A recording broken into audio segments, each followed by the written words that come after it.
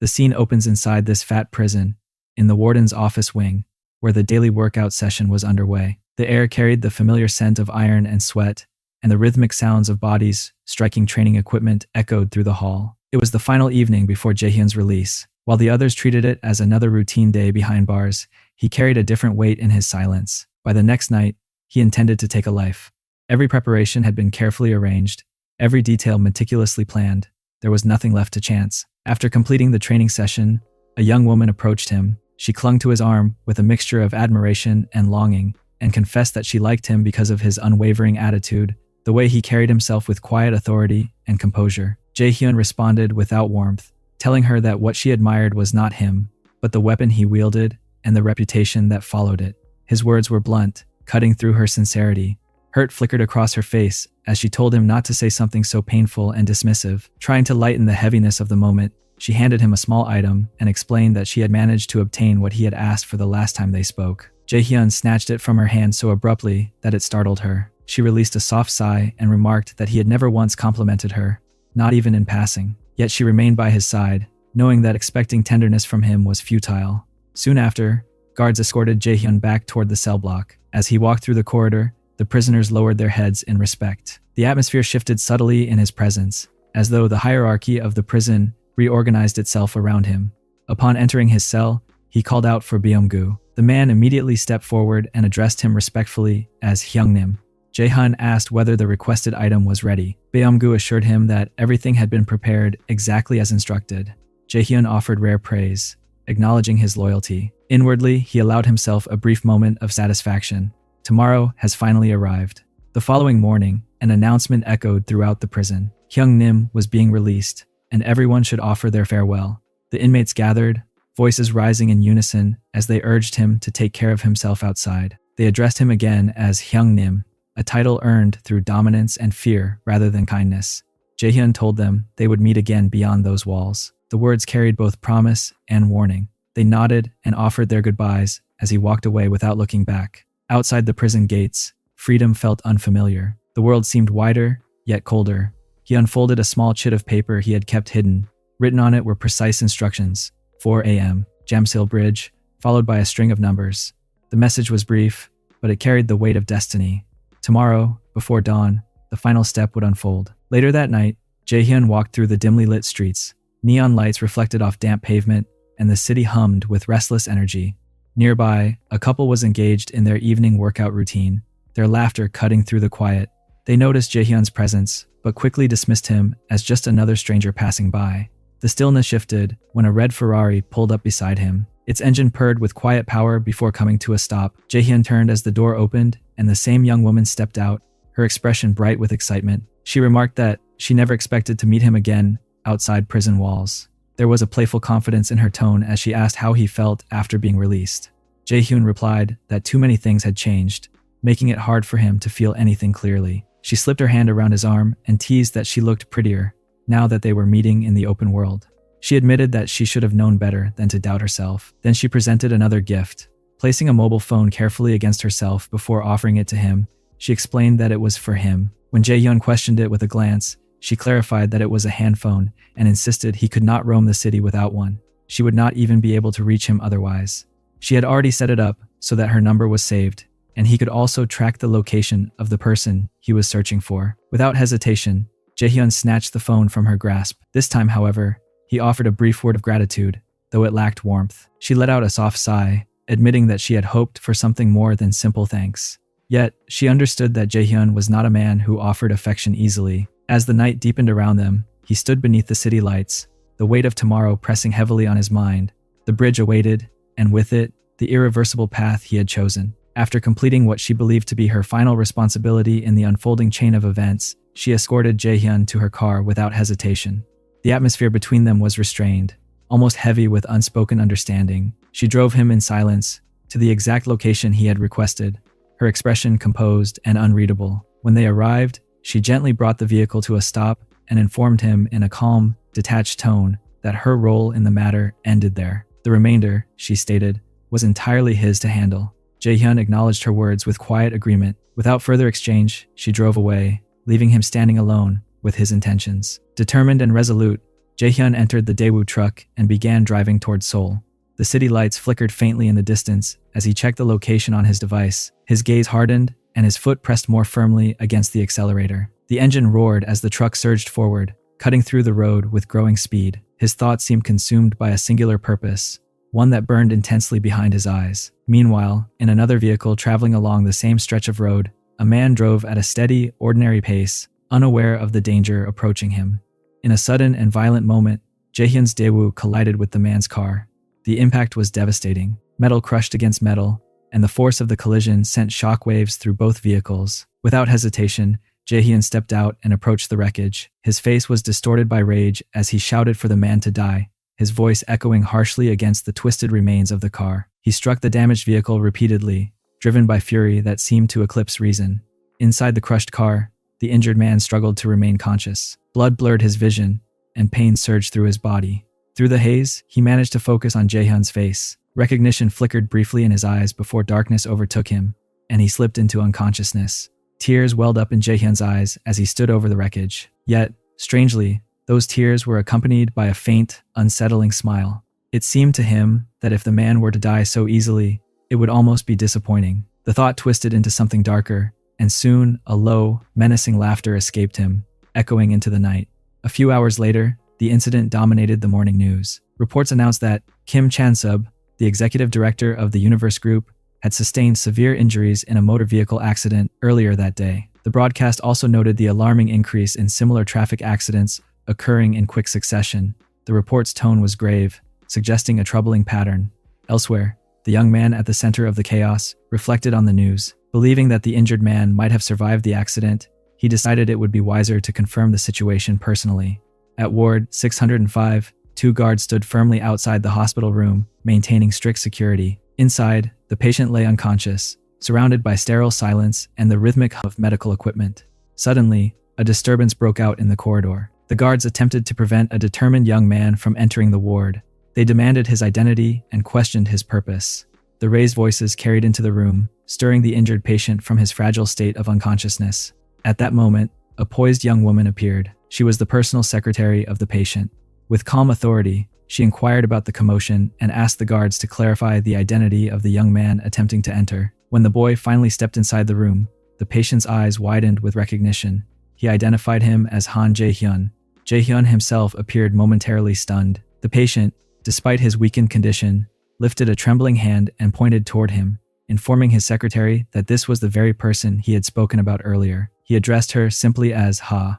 She turned toward Jae-hyun with a composed smile, her expression softening as recognition dawned. She identified him as the individual who had once saved the executive director's life. Moving closer, she offered a sincere apology for the uncomfortable situation caused by the guards. In the same breath, she expressed her heartfelt gratitude to Han Jae-hyun for rescuing executive director Kim Chan-sub, acknowledging that, without his intervention, the outcome might have been far worse. The tension in the room shifted subtly as past actions and present consequences began to intertwine in ways none of them could fully escape. The news left Han Jae-hyun visibly startled. Secretary Ha explained that during the critical moments when Kim Chan-sub drifted in and out of consciousness, he had repeatedly murmured Jae-hyun's name. Hearing this unsettled Jae-hyun more than he allowed anyone to see. Outwardly, he remained composed, but inwardly, he struggled to understand how he had become the one to save Kim Chan-sub. According to Chan-sub, the incident had happened suddenly. Someone had collided with him without warning, and in the confusion that followed, there had been no one nearby to help. He had felt his strength fading, his vision dimming, and the terrifying sensation that his life was slipping away. In those desperate moments, he had believed it was the end. Then, unexpectedly, Han Jae-hyun appeared and saved him. The irony was not lost on Jae-hyun, that he himself had not even realized what he had done at the time. The strange coincidence made him wonder whether some unseen thread connected them, perhaps even from lives long past. Secretary Ha, representing the Universe Group, expressed profound gratitude.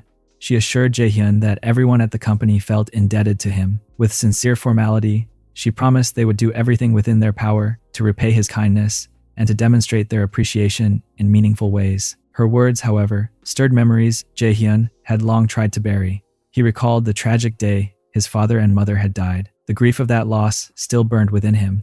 He remembered Kim Chan-sub's cold voice telling him that none of it would have happened if Jae-hyun had quietly taken responsibility. Chansub had accused him of being the cause of his own parents' deaths. At that time, Jae-hyun had been brutally injured, crying out in agony and despair. Through his tears and pain, he had sworn that he would one day kill Chansub. The vow had been forged in blood and heartbreak. Remembering that moment now reignited his anger. His jaw tightened as the old fury resurfaced. Yet beneath the rage was a faint acknowledgement that perhaps fate had intervened for a reason. He had never truly been satisfied with how things had ended between them. Perhaps this unexpected turn was an opportunity. In a calm voice that concealed his turbulent thoughts, he remarked that it was a relief to know Chansub was recovering well. Then he requested a favor. Secretary Ha assured him immediately that he needed only speak, and anything within their ability would be granted. The scene soon shifted to a lavish celebration held to mark Chansub's discharge from the hospital. The atmosphere was lively, filled with laughter and music. Friends gathered around him, raising glasses in relief and excitement. One of them admitted that he had been genuinely afraid Chansub might die, though he quickly added that he had known all along that Chansub was too stubborn to leave the world so easily. Chansub laughed at the drama, teasing them for making such a fuss over him. Amid the festivities, Chansub seemed entirely at ease, enjoying the attention and the company of a beautiful young woman at his side. The mood was lighthearted and indulgent. Then, without warning, the door opened.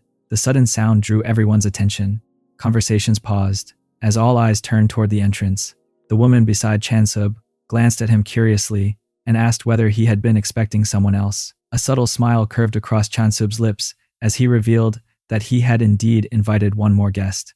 At that precise moment, Han Jae-hyun stepped into the room. The atmosphere shifted almost imperceptibly. Chansub greeted him warmly, his tone unusually welcoming. He told Jae-hyun not to remain standing awkwardly at the entrance and urged him to take a seat.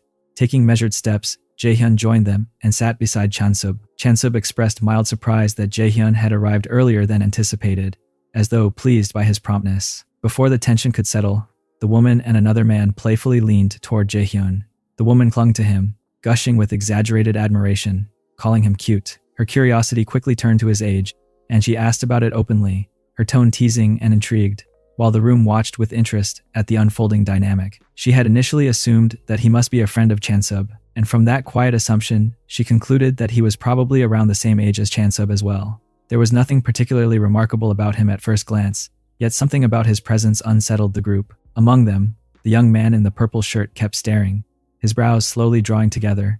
The more he looked at Jae-hyun, the more a strange sense of familiarity crept over him, as though he were trying to recall a face buried in an unpleasant memory. The atmosphere shifted the moment Chansub clearly called out Jae-hyun's name. At the sound of it, the boy in the purple shirt abruptly rose from his seat, his chair scraping harshly against the floor.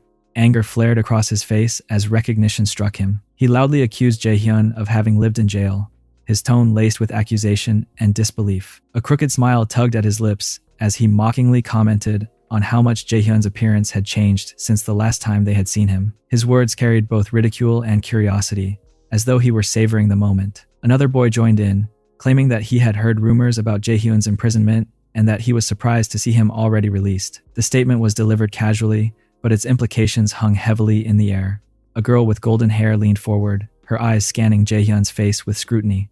She remarked that he had changed so much that she had almost failed to recognize him. In a tone that blended curiosity with faint condescension, she wondered aloud whether he still remembered her. As Jae-hyun looked at her, fragments of the past resurfaced vividly in his mind. He remembered a humiliating afternoon from years ago. The same girl had once ordered him to open his mouth so she could flick cigarette ashes into it for her own amusement. She had threatened him coldly, warning that if even a speck of ash landed on her instead, he would be as good as dead.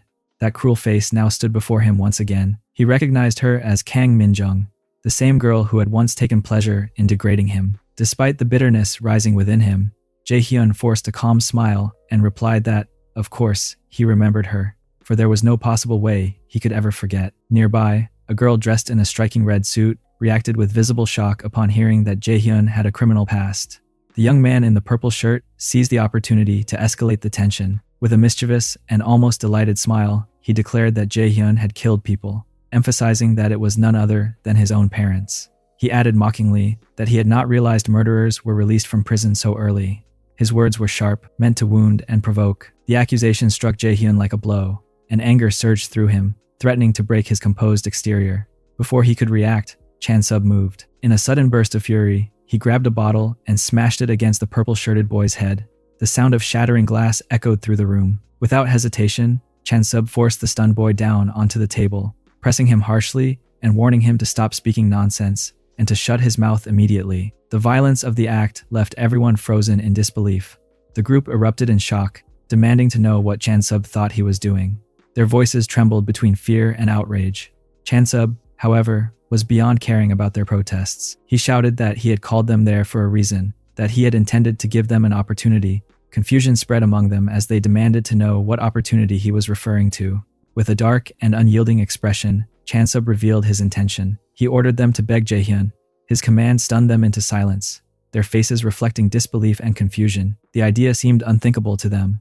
Chansub's voice hardened further as he reminded them of what they had done to Jaehyun back in high school. For those past actions, he declared, they should be on their knees, asking for forgiveness. His tone turned sharp as he challenged their reluctance, making it clear that refusal was not an option.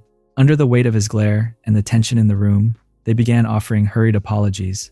Their words tumbled out awkwardly, lacking sincerity. Chansub immediately shouted that their response was insufficient. He reminded them that he had told them to beg, not merely to mutter apologies. Then, in a final command that sent another wave of shock through the group, he ordered them to kneel before Jaehyun. The demand hung heavily in the air, leaving everyone stunned by how far the situation had escalated. After a long moment of visible hesitation, they slowly lowered themselves to their knees, the weight of pride and fear pressing heavily upon them. The atmosphere in the room had already grown suffocating, thick with tension that no one dared to ease. Minju, however, refused to mirror their submission. She let out a sharp scoff, her disbelief evident in the way she folded her arms and tilted her head with cold defiance. She could not understand why Chansub was going to such lengths for Jaehyun. In her frustration, she accused him of losing his memory after the accident, suggesting that perhaps he had forgotten who truly stood beside him all this time. Her words struck something deep within Chansub. Without allowing himself time to reconsider, he raised his hand and slapped her across the face. The sharp sound echoed in the room, startling everyone present. Minju staggered slightly, stunned not only by the pain, but by the humiliation. She demanded to know what he thought he was doing. Chansub bent slightly to meet her gaze, his voice low and unwavering, as he declared that he would not make any exception for her, no matter who she believed herself to be. Before the situation could spiral further, Jaehyun stepped forward and placed a steady hand on Chansub's shoulder. His voice was calm, though firm, as he urged him to stop. He explained that forcing apologies would not ease his feelings or repair what had already been broken. Nevertheless, he admitted that he appreciated everything Chansub had done for him. Chansub exhaled sharply, replying that if that was truly how Jaehyun felt, then he would respect it.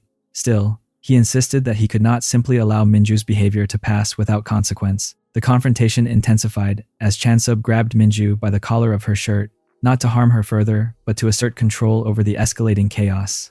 He warned her that if she refused to speak sincerely, then she would have to face the consequences of her stubbornness in other ways. Under the heavy silence of the room and the unyielding stares surrounding her, Minju finally muttered an apology toward Jaehyun. However, the bitterness in her tone was unmistakable. She laced her apology with subtle insults, making it clear that her pride remained intact. That was enough to ignite Chansub's anger once more.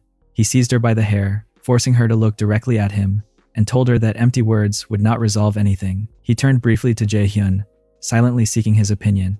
Jaehyun gave a reluctant nod, neither approving nor entirely condemning the harshness of the moment, but signaling that Minju needed to understand the seriousness of her actions. Chansub dragged Minju toward the door, ignoring her cries as she accused him of doing everything solely for Jaehyun. She demanded to know how he could treat her this way after everything. At the threshold, Chansub suddenly released her. His expression shifted from fury to cold calculation. He asked whether she truly wished to continue seeing him and whether she was prepared to embarrass him publicly with her behavior. His words struck deeper than any physical force could have. Minju fell silent, unable to respond. Outside the room, Chansub paused and wished Jaehyun good luck in a voice that carried both warning and expectation. He then joined the others waiting nearby. When someone mentioned that they had not intended to drink that evening, Chansub insisted, and eventually they all agreed to have drinks together, as though attempting to dissolve the lingering tension in alcohol. Meanwhile, inside the room, Minju sat rigidly, her frustration simmering beneath the surface. She muttered under her breath that Chansub had always been unstable, that his obsessive loyalty bordered on madness. Turning toward Jaehyun, she told him he should have simply claimed that they had been doing cardio training together, suggesting that such a harmless excuse would have avoided the entire confrontation. Jaehyun looked at her steadily and replied that she was asking him to lie to Chansub. His tone carried quiet disbelief. Minju's voice rose as she argued that the idea of her doing cardio training with him sounded absurd, insisting that it made no sense at all. The tension between them snapped once more when Jaehyun suddenly grabbed her by the neck, not tightly enough to injure, but firmly enough to silence her protests. His eyes darkened as he demanded to know why it made no sense, his restraint finally giving way to anger that had been building throughout the ordeal. The room fell into heavy silence again, each of them trapped in the consequences of pride, loyalty, and resentment that none of them fully understood, yet all of them continued to fuel. In a tense and emotionally charged moment, he stepped closer to her and pulled at her shirt, exposing her chest. Startled and humiliated, Minju immediately cried out and crossed her arms over herself in an attempt to shield her body. Her voice trembled with anger as she demanded whether he truly believed that Chansub would allow him to get away with something like this. The thought that he felt untouchable only deepened her outrage.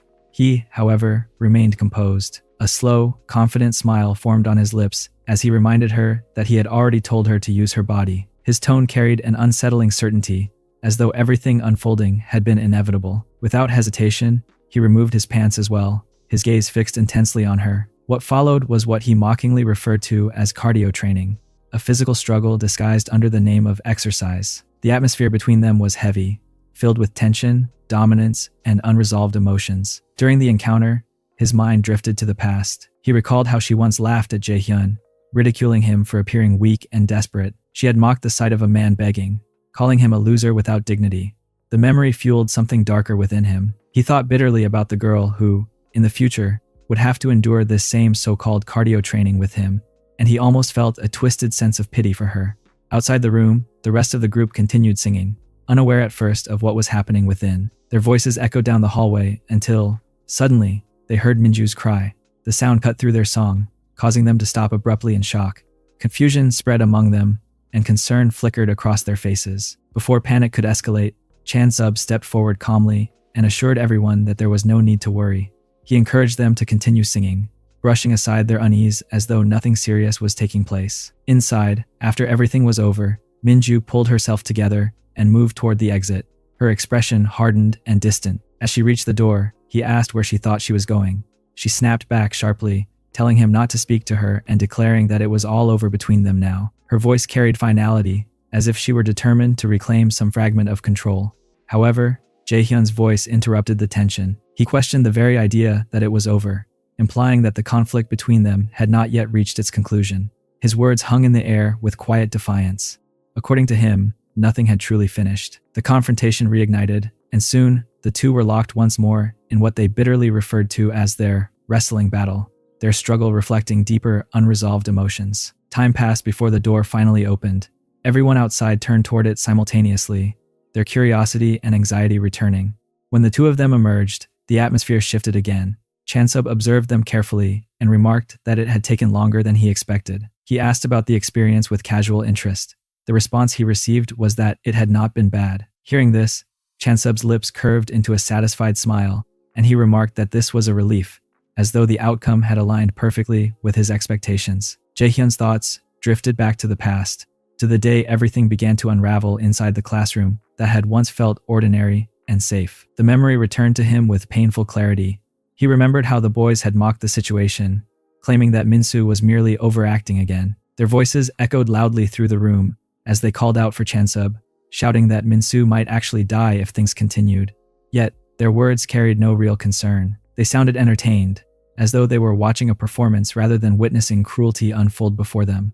At the center of the chaos, Chansub had Minsu's neck locked tightly in his arms. His grip was firm and deliberate, and he declared coldly that he was doing it for a reason, as if there were some twisted justification behind the violence. Beneath that crushing hold, Minsu had struggled desperately, his movements frantic and weak at the same time. He had pleaded for Chansub to stop, his voice strained and filled with fear. His desperation had only added to the suffocating tension in the room. Minju had finally spoken up, her voice trembling with anger as she scolded them for behaving so cruelly in front of her. She could not tolerate watching such brutality take place openly inside the classroom. Around them, other students had remained at their desks, pretending to focus on their work while fear hung heavily in the air. No one dared to interfere. The classroom, meant to be a place of learning, had transformed into a silent stage for humiliation and terror. Jaehyun had stood among them as nothing more than a bystander, or at least that was what he had believed himself to be until that day. For a long time, he had convinced himself that staying quiet was the safest option. However, something within him had finally snapped. His patience had worn thin, and the sight of Minsu's suffering had stirred a fragile courage inside him. He had walked toward Chansub, his steps hesitant yet determined. Scratching the back of his neck nervously, he had requested that Chansub stop and mentioned that the teacher would arrive soon. His voice had lacked confidence, but it carried a faint hope that reason might calm the situation. In that moment, Jaehyun would later realize that he should not have intervened so lightly. His attempt, though sincere, had only provoked Chansub. The bully had turned toward him slowly, his expression darkening with irritation. He had demanded to know who Jaehyun thought he was, and mocked him, as if he were some knight in shining armor trying to rescue the weak. The taunt had drawn laughter from the others. Fear had immediately overtaken Jaehyun. Instead of standing firm, he had denied any heroic intention, retreating into uncertainty. That hesitation had been his greatest mistake. Without warning, Chansub had kicked him hard in the chest, sending him crashing to the floor in agony. The impact had stolen his breath, leaving him gasping. Chansub had then pressed his shoe against Jaehyun's face and ordered him to repeat what he had said earlier. The humiliation had burned more painfully than the physical blow. From that day forward, Jaehyun's life had changed completely. With a cruel smile, Chansub had punched him in the stomach again, causing him to vomit on the classroom floor. His friends had praised the strike as if it were an impressive achievement. Laughter filled the room while Jaehyun lay there in pain. That single moment had marked the beginning of a relentless nightmare. Every day afterward had felt like living in hell. Jaehyun would breathe heavily as he forced himself to look up at Chansub, who mocked him by asking if he was enjoying himself. Bit by bit, Jaehyun's ordinary life had been stripped away. His belongings had disappeared, one after another, taken without consequence. The bullying had not ended with the final school bell. It had followed him beyond the gates and into the hours that should have been his refuge. As time passed, the cruelty had only intensified. The laughter grew louder, the beatings harsher, and the isolation deeper. All Jaehyun could do was endure. He clung to the fragile hope that one day they would grow bored of tormenting him. He wished that they would lose interest and move on to something else, leaving him forgotten and free. Yet it often felt as though Chansub delighted in prolonging his suffering, smiling as if Jaehyun's pain were a private joke. In the darkest moments, Jaehyun found himself questioning everything he had once believed. He wondered whether God truly existed, because if a higher power were watching, surely this would have been stopped. The silence in response to his silent prayers felt heavier than the blows he endured, and so he remained trapped in a reality where cruelty reigned unchecked, forced to carry both physical wounds and the growing doubt that no one, not even heaven, was listening. Minsu and Jaehyun had once been ordinary boys whose only mistake was being different in a place that had no tolerance for it. Day after day, they endured relentless bullying at school, targeted by a group that found cruel amusement in their suffering. The harassment grew more vicious over time, fed by silence from bystanders and indifference from authority figures. What began as taunts and shoves gradually spiraled into something far darker. Then tragedy struck. Minsu was found dead under circumstances that shook the entire community. Before grief could even settle, accusations began to circulate. Whispers spread through hallways and neighborhoods alike, and soon those whispers hardened into a single, damning claim. Jaehyun was responsible for Minsu's death. A group of students, eager to protect themselves and conceal their own involvement, quietly aligned their stories. Together, they crafted a narrative that placed all blame on Jaehyun's shoulders. Their voices overlapped convincingly enough that the police accepted their statements without hesitation. No one truly listened when Jaehyun tried to speak. His words were dismissed as desperate lies from a guilty boy. Jaehyun's parents refused to accept the version of events presented to them.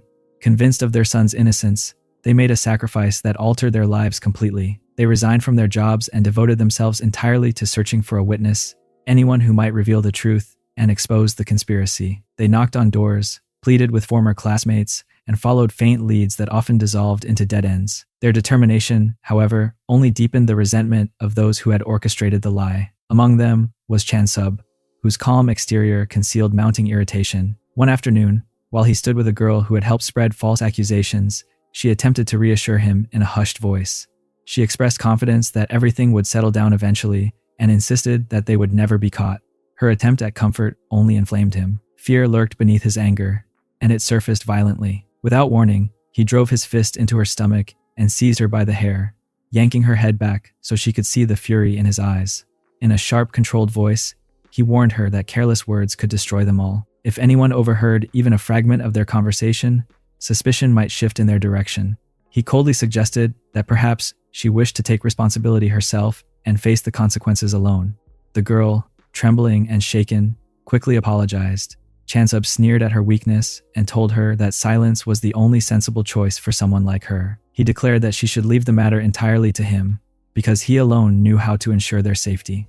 As weeks passed, Jaehyun's life unraveled. The weight of false accusation pressed heavily on him, and the loss of Minsu haunted his every thought. One night, tragedy struck again. Flames consumed his family home, devouring years of memories in a matter of minutes. Smoke choked the sky as neighbors gathered in shock. Jaehyun cried out for his parents amid the chaos, his voice breaking as others attempted to restrain and calm him. Through the haze of firelight, Chansub appeared behind him. His tone was disturbingly casual, as he remarked that he had never witnessed a house burn before. He observed that the flames were spreading quickly and speculated that the house must have been old to collapse so easily. The indifference in his voice cut deeper than the destruction itself. Jaehyun clenched his teeth, a sickening certainty forming in his mind that Chansub was responsible for the blaze. Chansub denied the accusation without hesitation, his expression devoid of guilt. He mockingly implied that even if he had set the fire, Jaehyun was powerless to do anything about it. The provocation ignited something uncontrollable within Jaehyun. With a raw, anguished cry, he lunged forward, vowing that he would kill Chansub for everything he had done. His attack was reckless and fueled by grief, and Chansub easily sidestepped him. With chilling composure, Chansub replied that Jaehyun and his parents should have known their place from the beginning. Then he struck Jaehyun squarely in the face, sending him crashing backwards onto the ground. Blood mingled with tears as Jaehyun struggled to rise. Even in pain, he shouted that he would kill Chansub no matter what it took. The promise was no longer an impulsive outburst, but a vow etched into his very being. Years later, Jaehyun stood alone before a cold stone wall where his parents' memorial rested. The world around him was quiet, yet the echoes of the past remained loud in his mind. He bowed his head and apologized softly for taking so long to visit them. He spoke as though they were still listening, assuring them that he was surviving and urging them not to worry about him. Beneath his calm words, however, lay a storm that had never subsided. He asked for a little more patience. He promised to make Chansub suffer in every possible way before sending him to join them. The boy who had once cried helplessly in the ashes of his home was gone. In his place stood someone hardened by loss, driven by vengeance, and determined to rewrite the ending that had once been forced upon him. The boy stepped out of the hospital entrance with thick white dressings wrapped around his ribs and cheek, each movement stiff with pain. Only a few nights earlier, he had been brutally beaten at a nightclub by Chansub after drunkenly spouting reckless nonsense. The humiliation had stung far more deeply than the bruises. As he descended the concrete steps, bitterness twisted inside him, and he muttered darkly that he wished Chansub had died back then. He did not realize he was being watched. A short distance away, beneath the dim hospital lights, stood a tall figure in a dark hoodie. The hood was drawn low, shadowing his face and concealing his expression. It was Jaehyun. He had been waiting in silence, hands tucked into his pockets, observing every step the injured boy took. When the boy finally noticed him, he paused, his brows furrowed in confusion. He stared at the hooded figure and asked sarcastically whether Jaehyun actually lived at the hospital, because surely he had not come all this way just to visit him. A smirk crept across his swollen lips as a thought occurred to him. Perhaps his plan had worked. Perhaps something had gone exactly as he intended. He tilted his head and wondered aloud why Jaehyun would show up now. Then he gave a mocking smile and remarked that, of course, Chansub would always take Jaehyun's side. With deliberate cruelty, he sneered and asked whether Jaehyun had been licking Chansub's shoes to earn such loyalty. Jaehyun did not respond. Instead, he slowly lifted his head. His face remained partially hidden, but his eyes were visible beneath the hood, cold, unreadable, and terrifyingly calm. The silence stretched thin, pressing heavily against the boy's chest. The mockery faltered. Unease crept into his voice as he asked what that strange look meant. He reminded Jaehyun that he had once been beaten badly himself, as though trying to assert dominance through shared violence. Jaehyun let out a slow, controlled sigh. Without warning, his fist shot forward. The punch landed squarely against the boy's face with a sickening crack. The impact was so forceful that the boy stumbled backwards, blood spilling from his mouth as his front teeth shattered and fell onto the pavement. Before he could regain his balance, Jaehyun grabbed him by the collar and pulled him forward, delivering another merciless blow.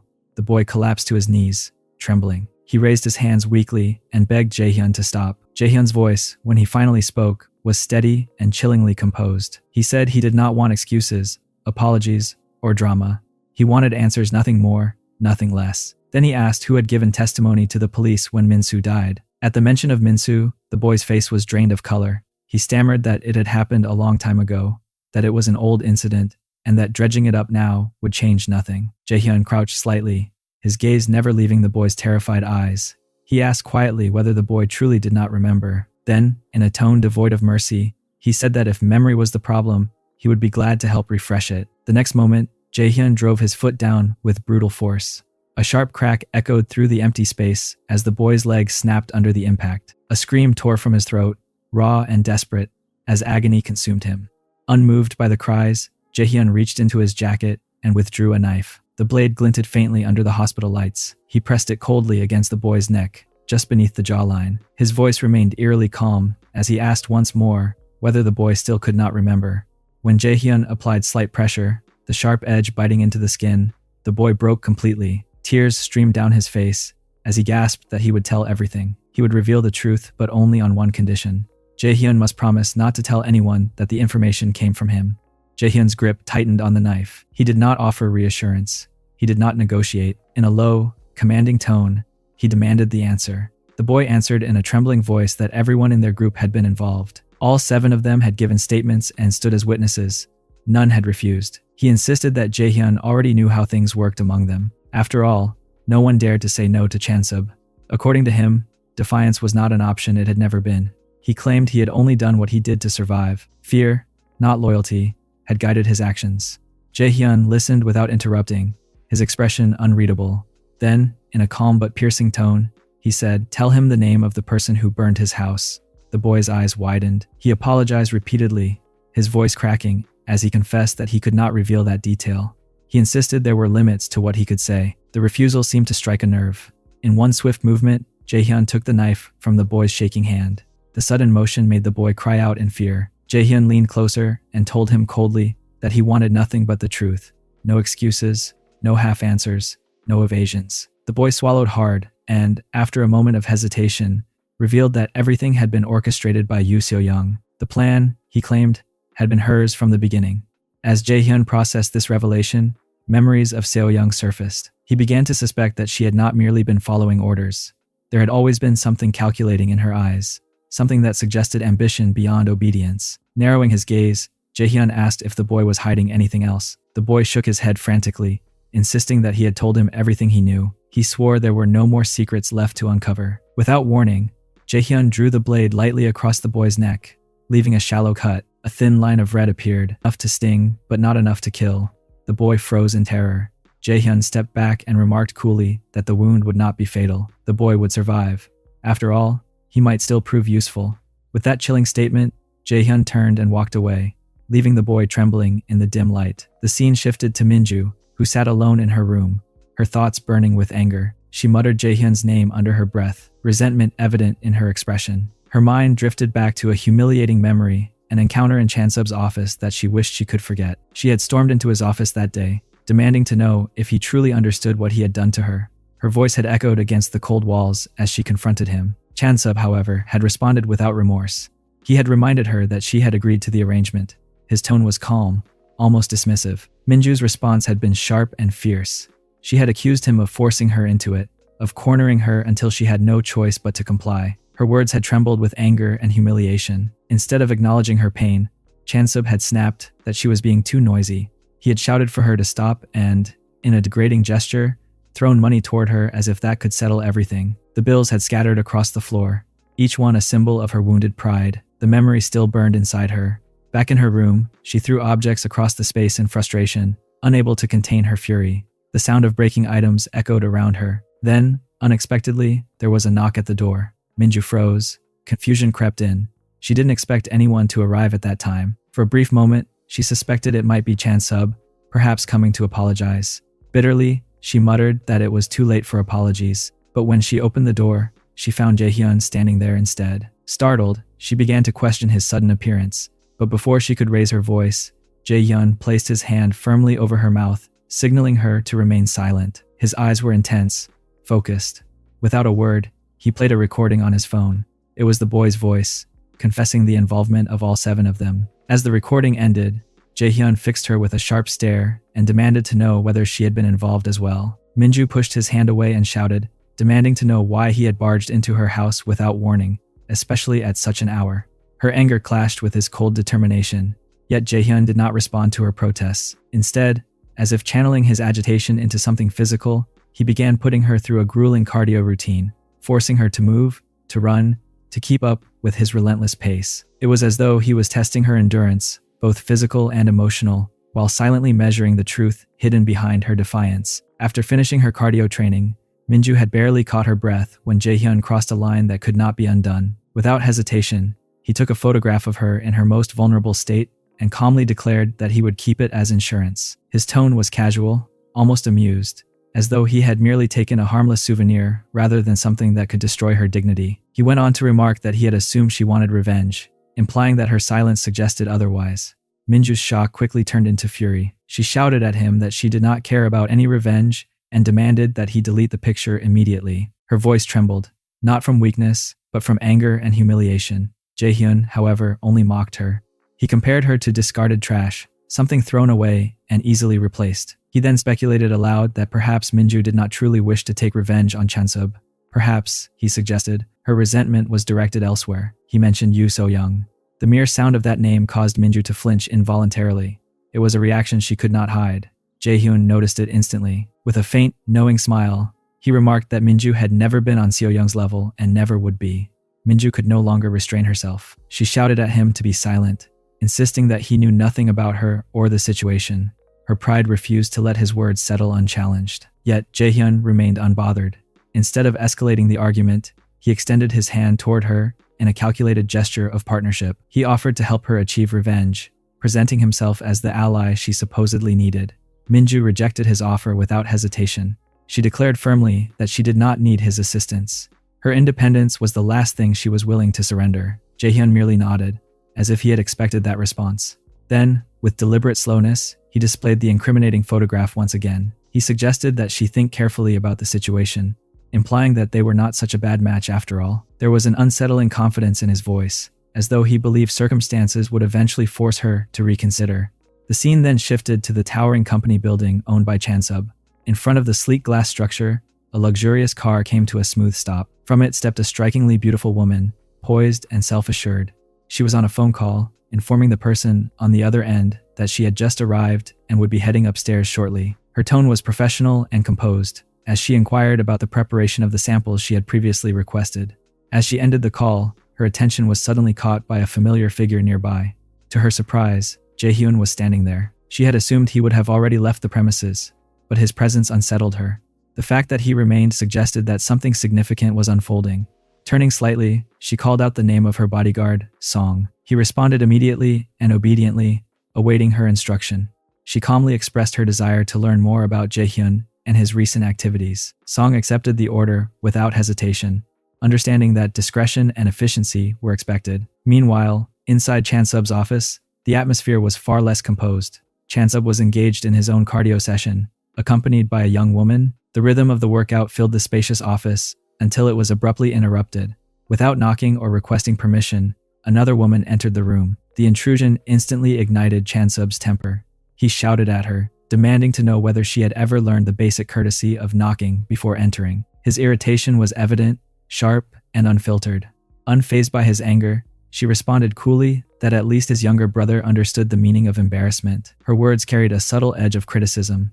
She then shifted the conversation, asking about his health following the recent accident. Though her tone suggested concern, there was an undercurrent of tension between them, hinting at unresolved conflicts and unspoken rivalries that were far from over. He assured her that he was doing well, his tone steady and controlled, despite the tension lingering between them. She had approached him with visible concern, and after a brief pause, she inquired about the person responsible for the accident. Her voice carried a mixture of worry and curiosity, as though she feared the answer yet needed to hear it. Chansub explained that he was still searching for the man behind it, but, so far, he had found nothing. There were no clear leads, no solid evidence, and no closure. His calm demeanor suggested patience, yet beneath it lay a quiet determination. He then shifted the focus of the conversation, asking about her sudden appearance without any prior notice. Her unexpected arrival had caught him off guard, and although he maintained composure, the question lingered in his eyes. Instead of directly answering, she asked whether he remembered the boy who had gone to prison several years ago. The mention of the past stirred old memories. Chansub did not hesitate before recalling the name, Jaehyun. He spoke it evenly, as though the name carried neither hatred nor affection, only history. She revealed that it seemed Jaehyun had been released. There was a hint of uncertainty in her voice, as if she were testing his reaction. Chansub responded calmly that he already knew and had even met Jaehyun a few days earlier. Her composure broke at once. Shock washed over her face, and she struggled to believe what she had just heard. Chansub noticed her reaction and smiled faintly, almost amused by how surprised she was. He explained that they had reconciled and settled the past. His words carried a trace of regret, as he admitted that he would never have done the things he did if he had known how everything would eventually unfold. The weight of remorse was evident in his expression. She found herself unable to comprehend how Jaehyun could have accepted such an apology.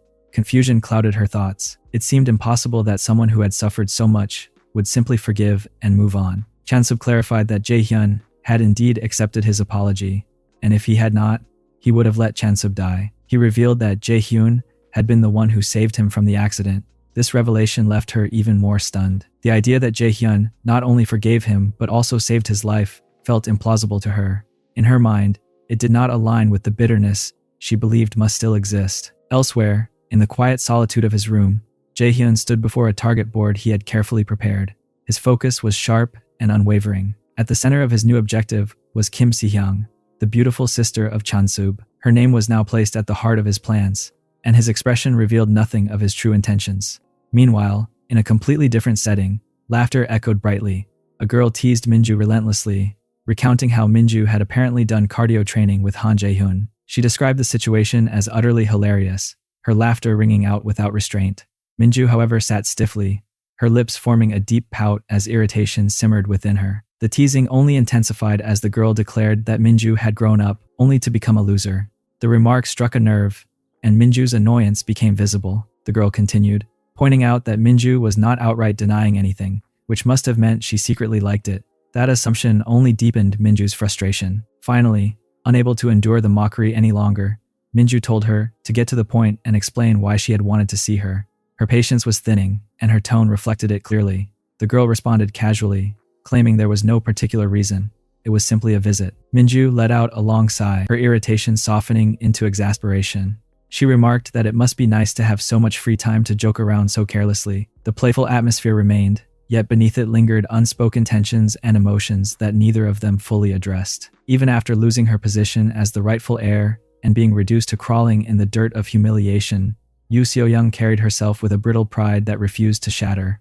The memory of her fall still clung to her, like dust on her clothes, but she masked it with defiance. It was in that fragile state that Minju's careless remark struck her like a slap. The comment, delivered with a faintly sympathetic tone, ignited a spark of fury in Seo-young's chest. She rose abruptly from her seat, her movements sharp and unrestrained, and demanded that Minju repeat what she had just said.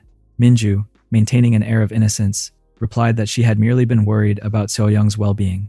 She wondered aloud whether she had somehow offended her. The pretense of concern only deepened the tension between them. Seo-young's fingers tightened around her coffee cup, and for a fleeting second, she seemed ready to hurl its contents across Minju's face. Before the situation could escalate further, her mobile phone vibrated against the table.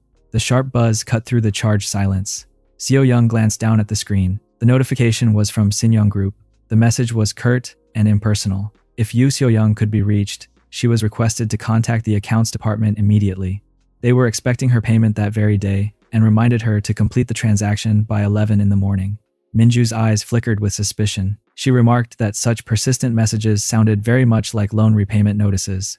Seo-young instantly snatched her phone away, her expression hardening. Minju, undeterred, went on to suggest that Seo-young must have borrowed money from loan sharks. At that critical moment, Secretary Ha arrived. Her presence was composed yet commanding. She politely asked both women to refrain from causing a scene in the establishment. Their previous scandal involving executive Kim Chan-sub had already attracted enough unwanted attention.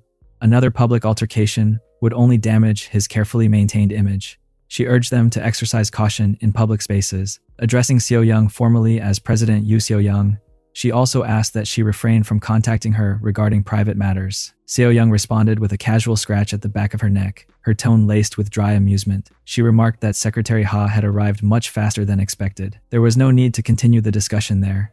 They could speak outside, as she was finished with her business anyway. Meanwhile, Minju's thoughts churned. She found it peculiar that Ha Yura, the devoted secretary of Kim Chan-sub, had appeared at that precise moment. The coincidence felt too deliberate to ignore. Seo-young then declared her departure, with theatrical nonchalance, claiming she had enjoyed herself. Before leaving, she turned once more to Minju and added a cutting remark. She had heard rumors that Minju had been engaging in intense cardio training sessions with Chansub and had subsequently been discarded. With a faint smirk, she expressed her hope that Minju would not ultimately find herself in a brothel. Humiliated and enraged, Minju immediately placed a call to Jaehyun. His voice on the other end was calm and controlled. He reminded her to stay focused on her assigned role. When she inquired about her next task, he outlined the plan with precision. She agreed without hesitation, but before ending the call, she shouted with unrestrained bitterness that she wanted to see So-young brought to her knees before her. Several days later, Jaehyun was driving when he made another call. He addressed the person on the line as Hyeri and asked how the matter had progressed. On the other end, Hyeri explained that she was still in a meeting. She had increased the deposit as instructed, though the other party continued to complain. For the moment, they had withdrawn but had not yet returned. She admitted that Jaehyun was far more strategic than she had initially assumed. At first, she had not understood why he had insisted that she establish a shell corporation. Now, however, the larger picture was becoming clear. She could see the layers of manipulation and foresight in his design. Jaehyun dismissed her praise with quiet confidence. To him, it was merely a small step in a much larger game that had only just begun. He was already in the building when he noticed the familiar figure approaching. He calmly ended the call and slipped his phone back into his pocket. His expression remained composed, yet his thoughts raced. Jaehyun reflected on what Hyeri had once told him, and he realized that her words had planted the seed of a bold and calculated plan.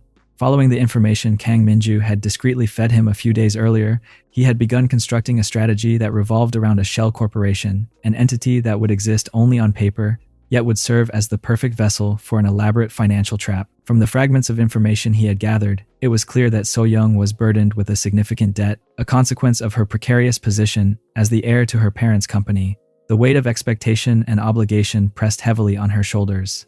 Jaehyun was certain of one thing. She would never accept defeat quietly. Her pride and ambition would not allow her to retreat. Instead, she would push forward even harder, desperately seeking ways to secure more capital and restore her standing. And that, he believed, would be the precise moment to make her an offer so irresistible that she would have no alternative but to accept it. His plan was meticulous. He would establish the Shell Corporation and then subtly leak information about an extraordinary investment opportunity, one so promising that it would seem like a rare stroke of fortune. He anticipated that So-young would be skeptical at first. She was not naive, and her experiences had taught her caution. However, Jaehyun was confident that desperation would erode that skepticism.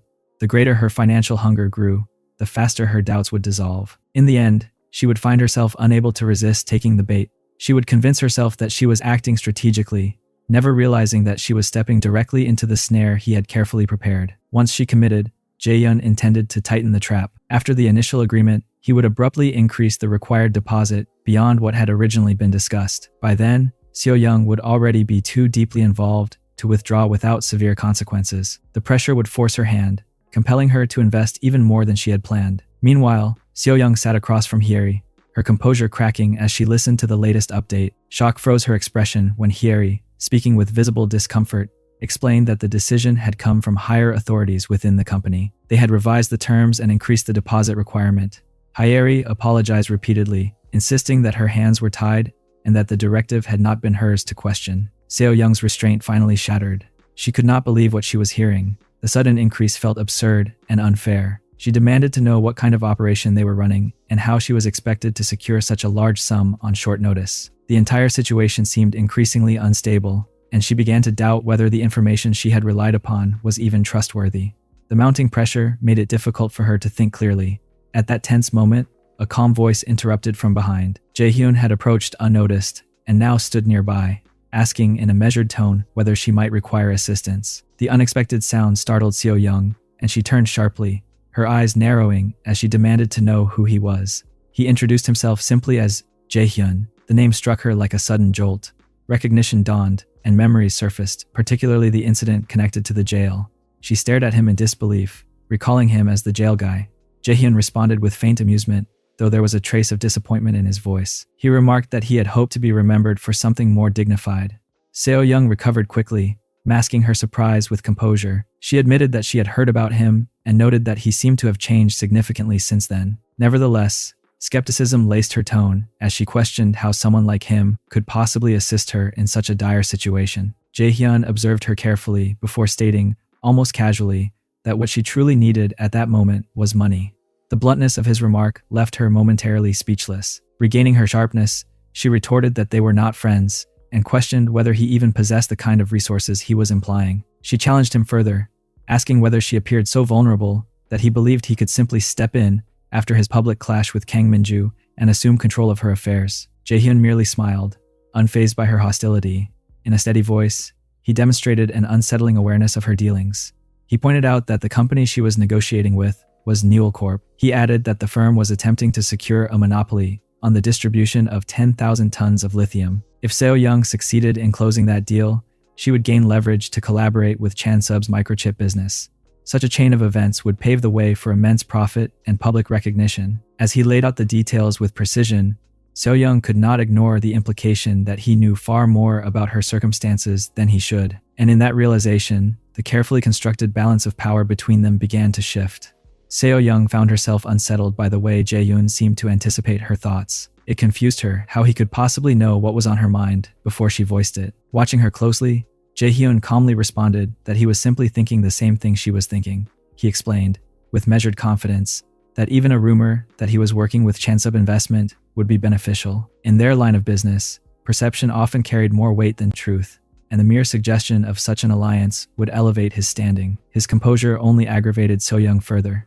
She snapped at him to stop talking, her tone turning sharp and hostile. She reminded him that he had been locked up for years, cut off from the outside world. There was no plausible way he could have accumulated any real money during that time. Her words were meant to corner him, to strip away the confidence he was projecting. Instead of arguing, Jaehyun silently reached for his suitcase. With deliberate slowness, he flipped it open. Inside, it was packed tightly with bundles of cash. The sight stunned her into silence. For a brief moment, her anger dissolved into disbelief. The evidence lay directly before her eyes, undeniable and overwhelming. Jaehyun then revealed that while in prison, he had met someone influential. He explained that more money flowed through the underworld than she could ever imagine. The world she believed she understood so well had layers she had never truly seen. He spoke with quiet assurance, as if this new network of connections had already secured his comeback. Before she could recover, he handed her his business card. Announcing that he had another meeting, he instructed her to call him if she ever needed him. His tone suggested that he now held options, leverage, and freedom. Without waiting for her response, he turned and left. Seo Young remained frozen, the card resting in her hand. Her mind raced with the unsettling possibility that she might actually lose the deal to someone she once considered insignificant. The humiliation of that thought burned within her. Meanwhile, Jaehyun walked away with a faint smile, convinced that the balance of power had shifted. In his mind, it was finally her turn to feel cornered. Later, inside the office of J Investment, the tension resurfaced. So Young confronted Jaehyun directly, demanding to know why he had not terminated the contract with Newell Corp. Her voice carried both accusation and disbelief. Jaehyun replied evenly that Newell Corp had increased their deposit. He admitted that at the time, he had not possessed enough capital to match the offer. His explanation was calm, almost detached. Seo Young countered immediately, pointing out that the amount in question was $5 million. She implied that such a sum should not have been an obstacle for him. Jaehyun responded coolly that if she wished to continue the conversation, it should remain strictly about business. He made it clear that he was no longer interested in personal undertones. With a sharp edge in her voice, Seo Young declared that they were not friends. There was no reason to pretend otherwise. Jaehyun sighed, neither offended nor surprised, and pushed a document toward her. He instructed her to review the assignment carefully and sign it after reading the terms. Attempting to belittle him, Seo Young mocked his small company, remarking sarcastically that it was impressive for such a minor operation to draft a contract of this scale. She claimed she could easily rewrite it herself. However, as her eyes scanned the contents, her expression shifted. Shock replaced arrogance. Jaehyun noticed her reaction and asked what the problem was. Seo Young looked up at him in disbelief. She questioned whether he was serious. The contract stated that in exchange for $5 million, he would receive partial ownership of her company. Jaehyun replied without hesitation that it would not matter as long as she repaid the amount. $5 million was insignificant to her, or at least that was what she had implied earlier. His words were laced with subtle provocation. Seo Young scoffed, insisting that the money meant nothing to her. Still, suspicion clouded her thoughts. She questioned whether his funds were legitimate. The inquiry was not casual. It carried a direct accusation. Jaehyun appeared genuinely puzzled by her remark. Seo Young justified her suspicion by explaining that it was only natural to question sudden generosity from a man who who had just been released from prison. She did not care that a random individual had stepped in to help her. It was strange, even unsettling, that someone with his recent past possessed such a large amount of cash. Jaehyun exhaled slowly, his patience thinning. He remarked that he could easily say the same about her. In that moment, the unspoken truths between them lingered in the air. Both of them had secrets. Both of them had risen through methods they preferred not to explain. And now, standing on opposite sides of a fragile deal, neither was willing to back down. He made it clear, in his own detached way, that whether she trusted him or not was of little consequence. Trust was sentimental currency, and he had no need for it. As long as she paid what she owed, that was all that mattered to him. Seo Young rose from her seat with restrained indignation simmering beneath her composed exterior. She declared that Jaehyun seemed to believe he was untouchable, as though he stood above consequence and accountability. Her voice carried a sharp warning. If the money they were dealing with turned out to be dirty, he would be the one held responsible. She left those words hanging in the air, heavy and deliberate, before turning away. Later, inside the company building, the atmosphere shifted. Hyeri approached Seo Young with a warm smile and expressed her gratitude. She said she was sincerely looking forward to working together and hoped their partnership would be fruitful. Seo Young responded politely, thanking and affirming that she, too, anticipated a successful collaboration. Their exchange was professional and cordial, masking the complicated web already tightening around them. After they parted ways, Hyeri wasted no time in contacting Jaehyun. She informed him that the deal had been successfully completed and asked whether he had received the 5 million. Jaehyun confirmed that he had just checked the transfer and praised her efficiency. His approval was measured, but unmistakable. Hyeri then mused aloud, almost playfully, about how Seo Young might react if she ever discovered that the 5 million she had borrowed had been redirected straight back to him. Jaehyun responded coolly that he suspected she would learn the truth sooner than expected. In his estimation, Seo Young had already signed a contract with Hyeri's shell corporation, unaware of its true nature. Once the money was funneled back to him, the cycle would quietly complete itself. From Jaehyun's perspective, Seo Young would ultimately be the only one at a loss. If she continued repeating this pattern, he believed she would gradually lose any chance of freeing herself. The lure of easy money would settle into her habits and reshape her judgment. In time, he was certain she would reach out to him again, of her own accord. Dependence, once cultivated, rarely dissolved on its own. That evening, Seo Young sat across from Jaehyun in a quiet restaurant, the low hum of conversation and glasses surrounding them. She admitted that she had managed to smooth over a few pressing issues thanks to him. With a hint of curiosity beneath her calm tone, she mentioned the underworld connections he seemed to possess and asked whether he could share more information about them. Jaehyun declined modestly, insisting that such matters were not easily discussed. Seo Young pressed further, unwilling to retreat so quickly. She wondered aloud whether his refusal was connected to something she had said during their previous encounter. With calculated charm, she reminded him that he knew she could be good company and even better as an ally. Jaehyun observed her quietly before conceding that he might be willing to reveal a thing or two, but only under one condition. If she shared a secret of her own, he would consider it collateral between them. The suggestion caused her to hesitate. He clarified that it would be nothing more than a small secret kept strictly between the two of them. Seo Young's lips curved into a knowing smile. She remarked that it sounded as though he wanted something from her after all, and she hinted that she could be far more agreeable than he assumed. Jaehyun then stated plainly that what he wanted was to do cardio training with her. The unexpected proposal caught her off guard. For a moment, she simply stared at him, stunned by the shift in tone. Then she leaned closer across the table, lowering her voice. She said she would prefer to have a serious conversation with him instead. She confronted him about his persistent tendency to cross boundaries, implying that his time in jail might have distorted his sense of limits and propriety. Jaehyun thought the price was fair, given the information he had. In truth, he could have offered that 5 million to anyone, and they would have gladly accepted, willing to engage in a wrestling match with him without hesitation. When Seo Young realized what he implied, she slapped him sharply across the face, furious that he had compared her to those reckless girls. She had been trying to show him kindness, particularly because she knew his parents were no longer alive, yet his careless words struck a nerve. At first, Jaehyun gazed at her with a flash of anger, but then, almost reluctantly, he calmed himself, smiled, and admitted that he was indeed a loser. He promised her a tip and suggested she look into JR. Their run was nearly over, he explained, though they would remain in the green until the end of the week. A week later, Seo Young found herself sitting alone in a restaurant, scrolling through her mobile phone with growing frustration. The stock Jaehyun had mentioned had peaked last week, but had since started to decline. She couldn't help but calculate in her mind how much money she could have earned if she had actually bought in. Her irritation deepened, as she wondered how he always seemed to know these things before anyone else. Meanwhile, in his office, Jae-hyun had agreed to train her in cardio, and in return, she requested that he lend her an additional $3 million along with any investment insights he had. He agreed without hesitation, and they proceeded with their training session. The next day, Jae-hyun handed Seo-young's recorded session to Minju, who became immediately delighted. She commented on how Seo-young acted arrogant and mighty in front of everyone, yet sounded just like anyone else when caught off guard. This gave her the perfect opportunity to turn the tables and insult Seo-young herself. Jae-hyun had given Minju the file as a gift, and her excitement was palpable.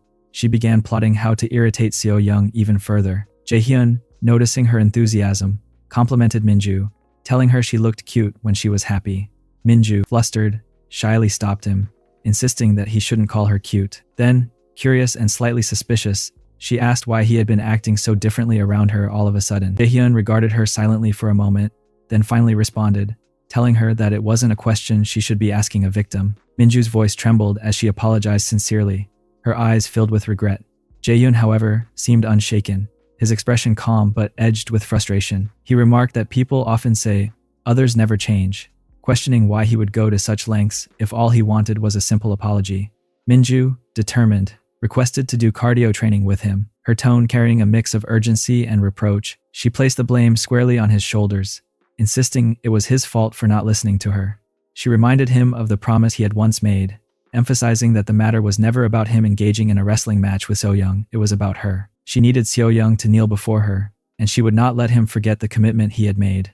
Jae-hyun nodded in agreement, silently acknowledging her insistence. Minju then inquired about his future plans.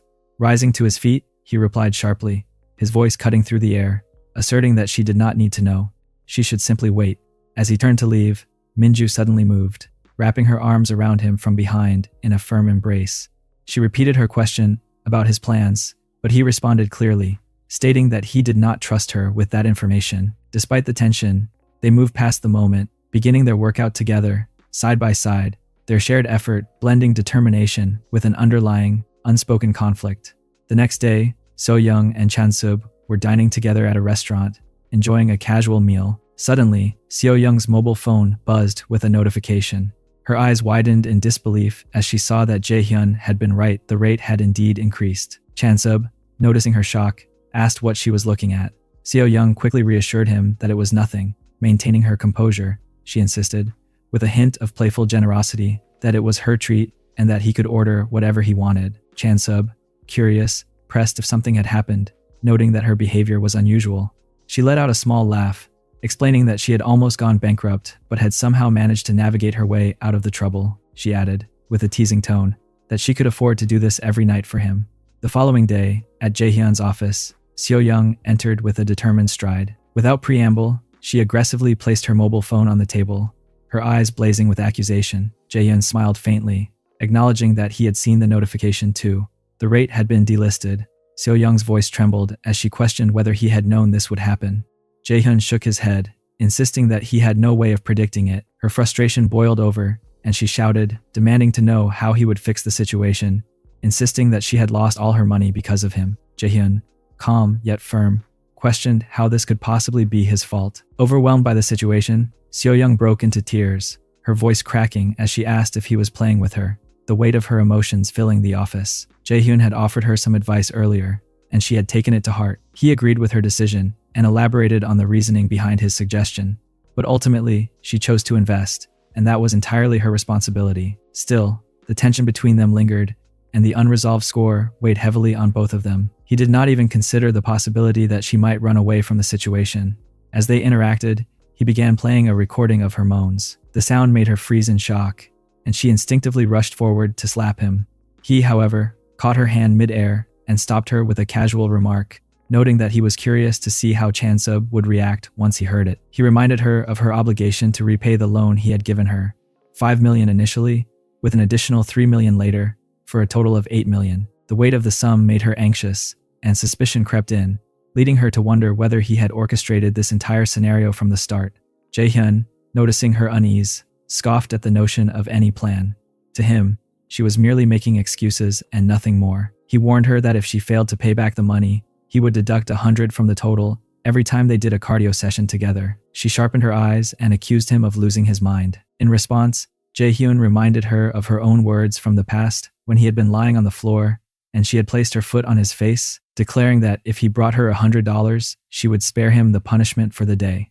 In the present, Jae-hyun reflected that the situation was now clear. She was neither able nor willing to repay him, and therefore, he no longer felt any obligation to be lenient. From this point onward, he would handle matters his own way. After all, she could not claim unfairness, given what she had put him through. Following this tense exchange, he continued the training session with her, their interactions a mix of discipline and unresolved tension. A few days later, they found themselves at a restaurant. Seo-young's outfit was revealing, and she felt increasingly uncomfortable under the weight of his gaze. While they sat together, Miss Han entered the restaurant, and Jae-hyun immediately greeted her warmly, asking her what had brought her there.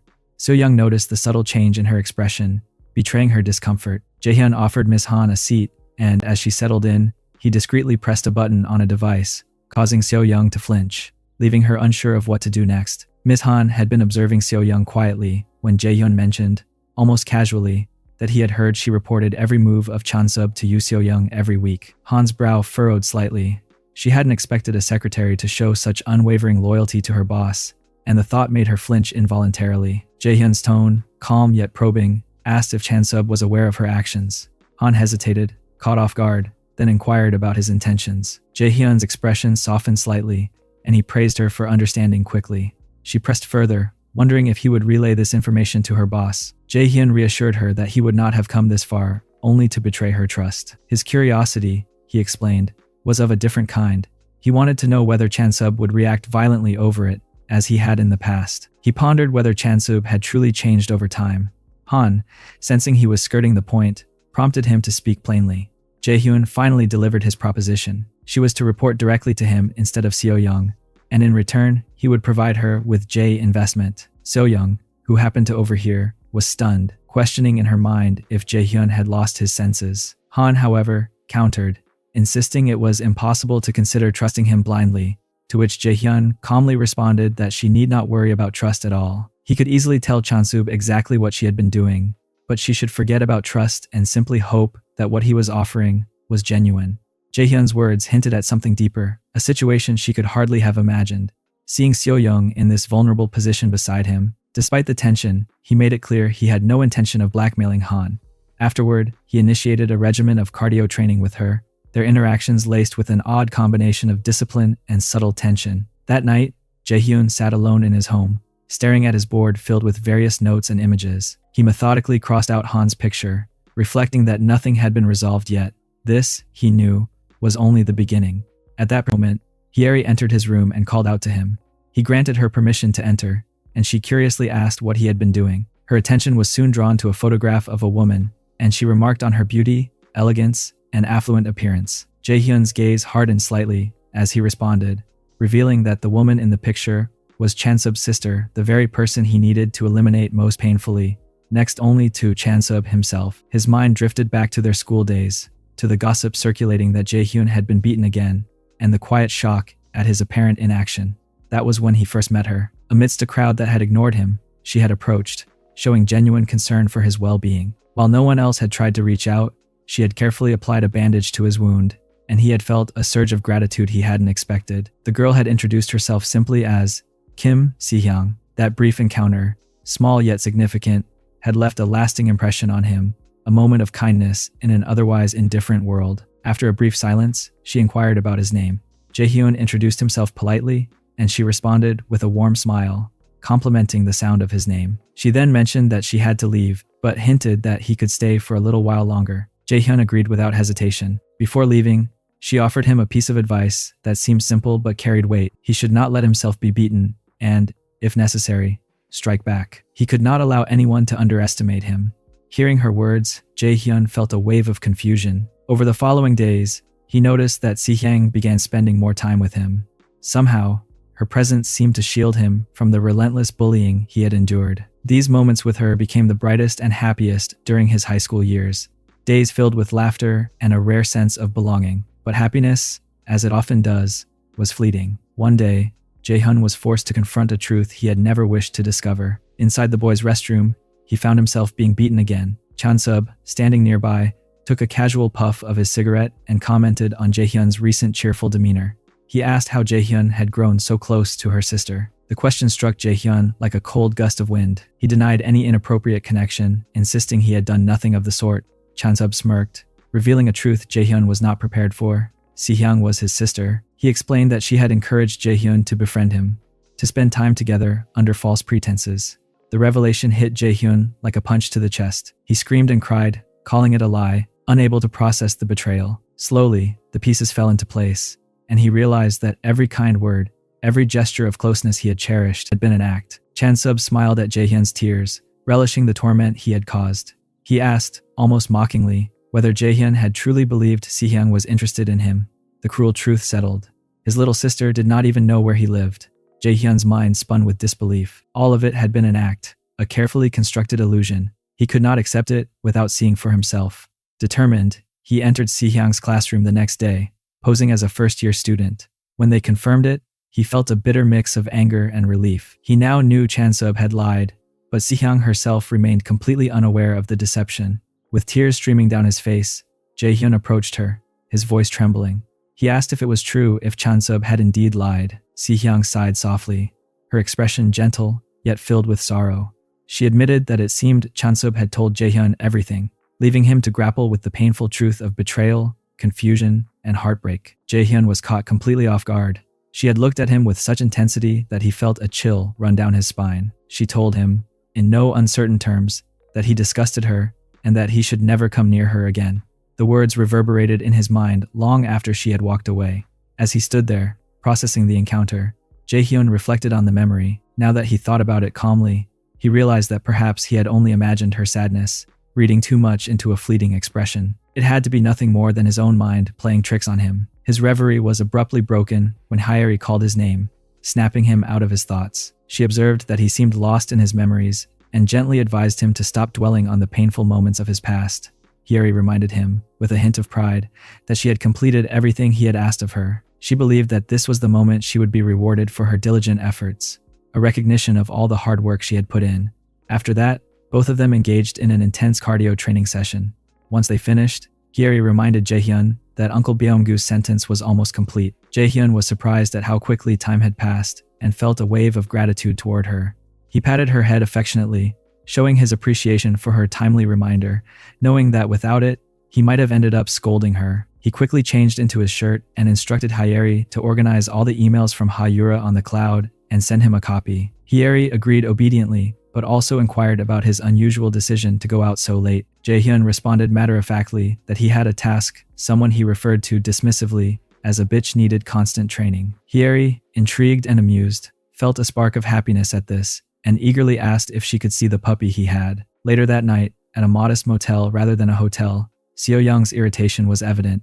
She could not fathom why Jaehyun had summoned her there at such an inconvenient hour. Jaehyun, however, smiled wryly, noting that he found the choice of setting strangely appropriate given the circumstances. He questioned whether she was simply foolish or whether her memory was truly that unreliable. Maybe she failed to grasp the situation she was in. She genuinely wished to see herself on the 9 o'clock news the following day.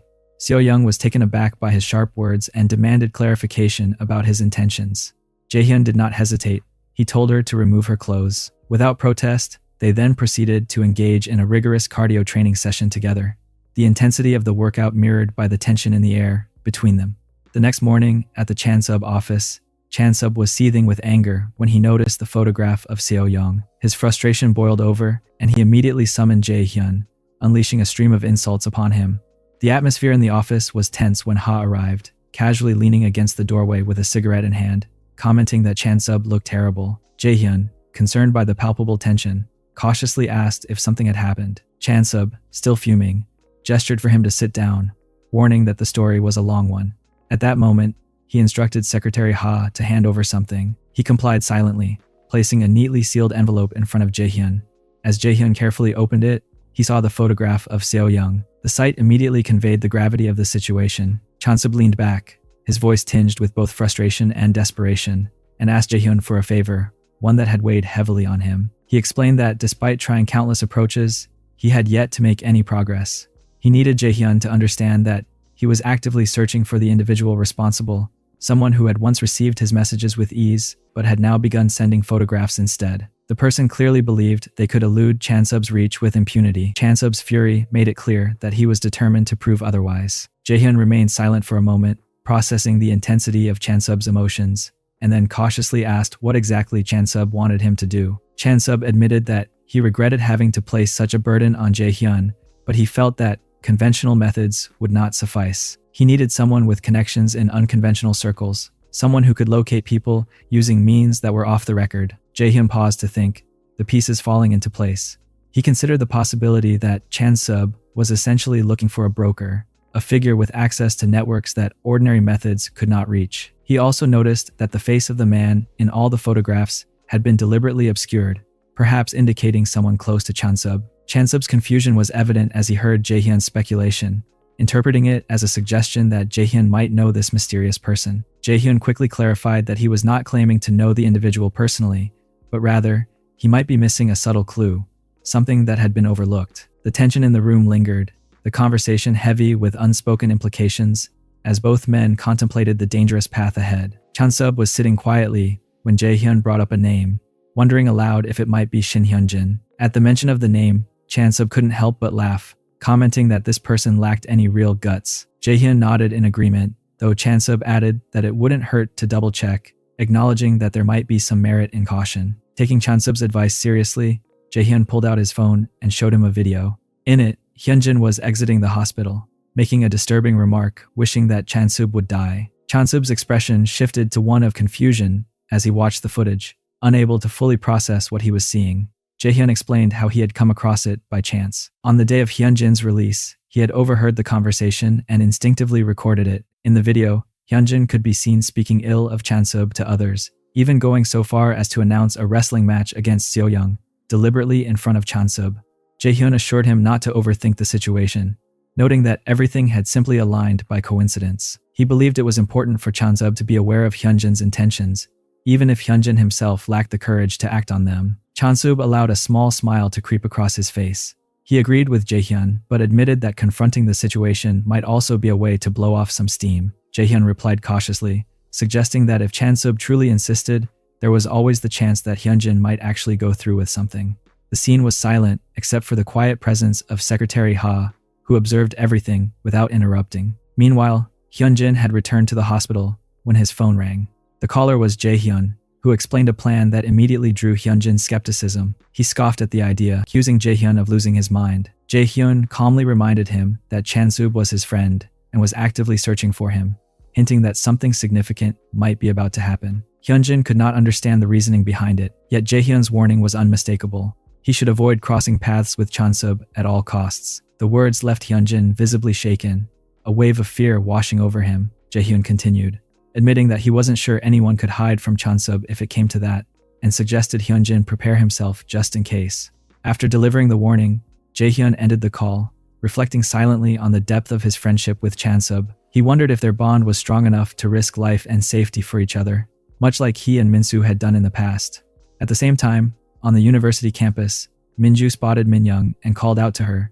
"Long time no see," she said, her voice carrying across the quad. She remarked on how university life must be treating Minyoung, but the surprise was mutual.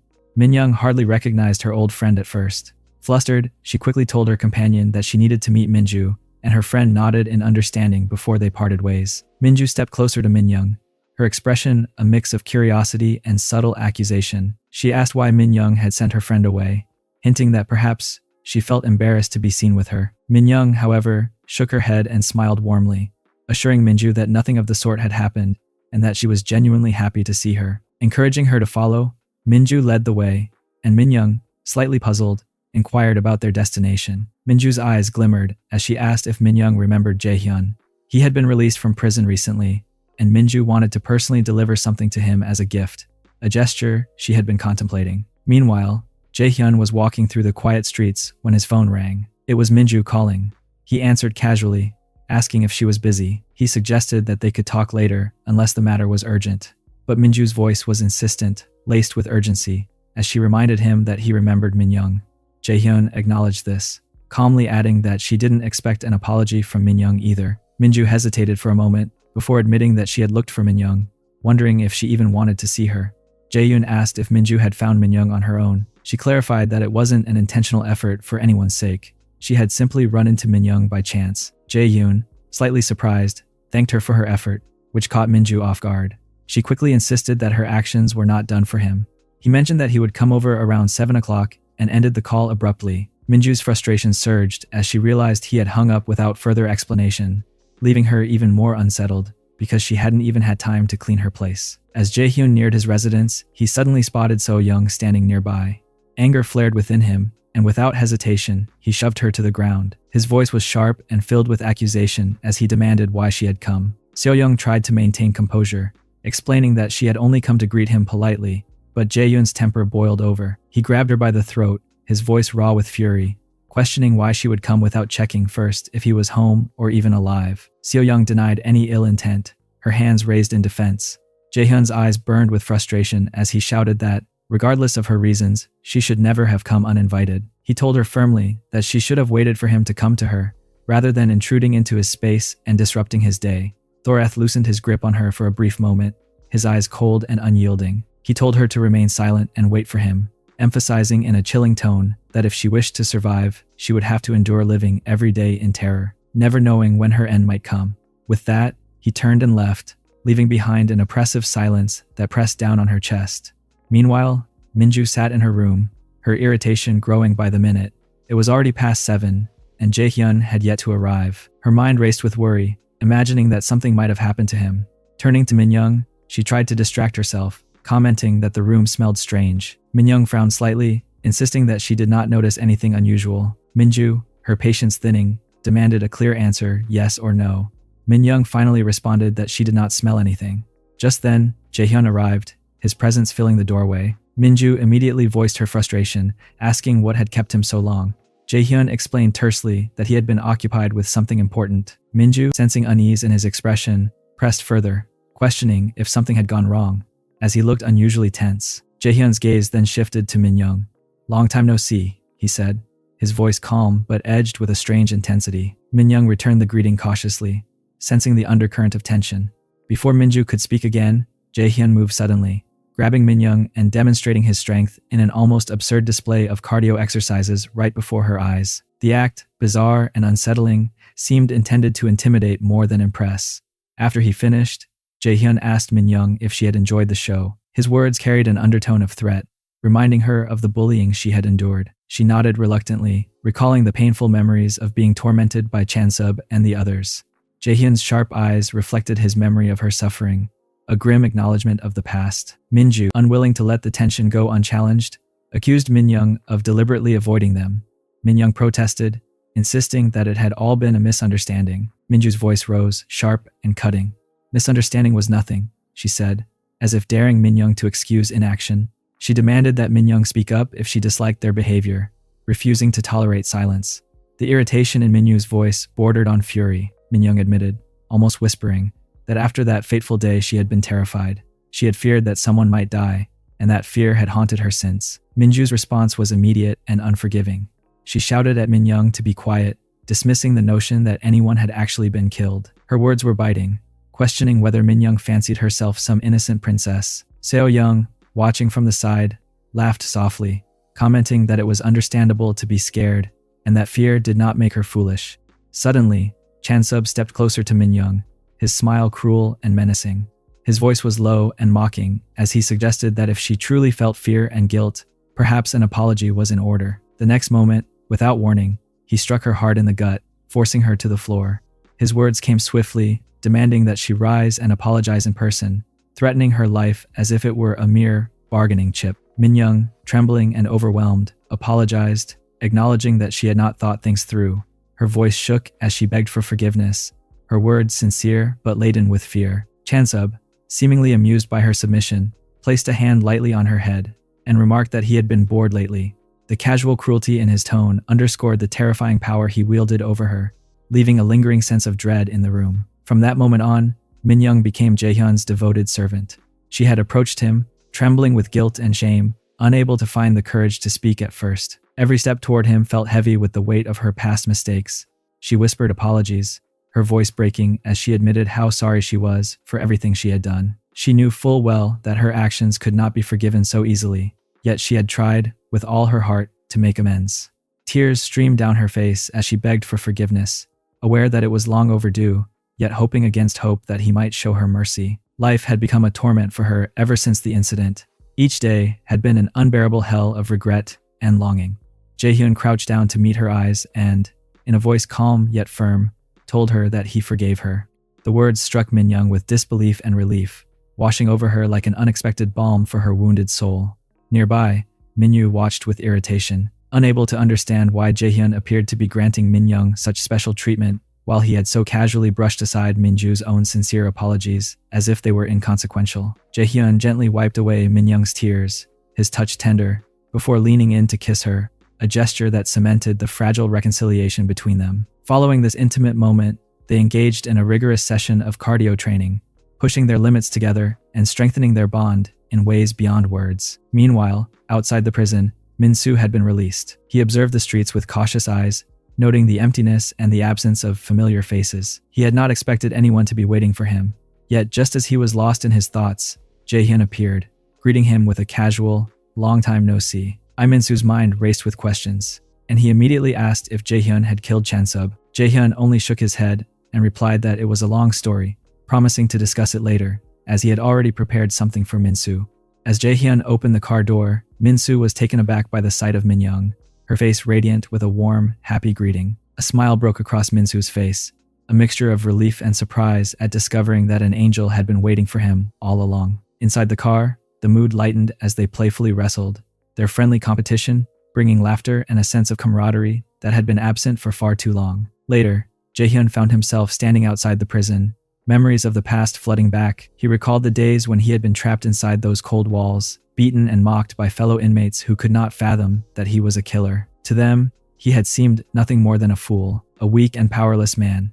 Back then, he had nothing, no family, no friends, no reason to keep living. Those memories of suffering and despair contrasted sharply with the life he was now beginning to reclaim, surrounded by those who cared for him, and a sense of purpose he had once thought impossible to find. As Jaehyun struggled to steady his breath, his chest rising and falling in uneven rhythm, the muscular man towering above him spoke with cold amusement. The man remarked that since Jaehyun had already scrubbed the filthy toilet clean, he might as well drink from it as a reward for his effort.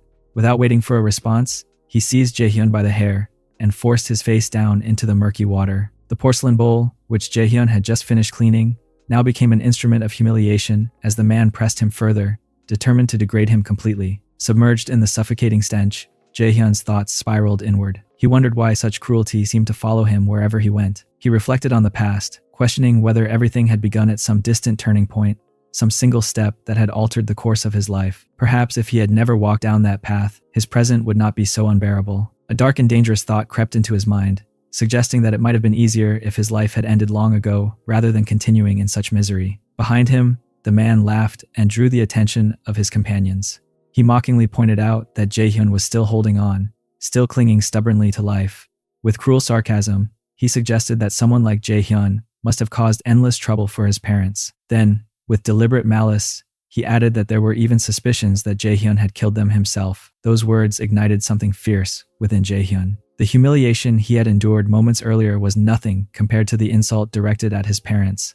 Fury surged through him, hot and blinding. He could endure being degraded, but he could not tolerate their memory being dragged through filth. Even as part of him thought that dying would free him from this suffering, another part refused to allow innocent people, especially his parents, to be defiled by lies. Summoning what strength he had left, Jaehyun jerked his head back in defiance. He decided that if he were to fall, he would fall alone, not dragging others into the darkness surrounding him.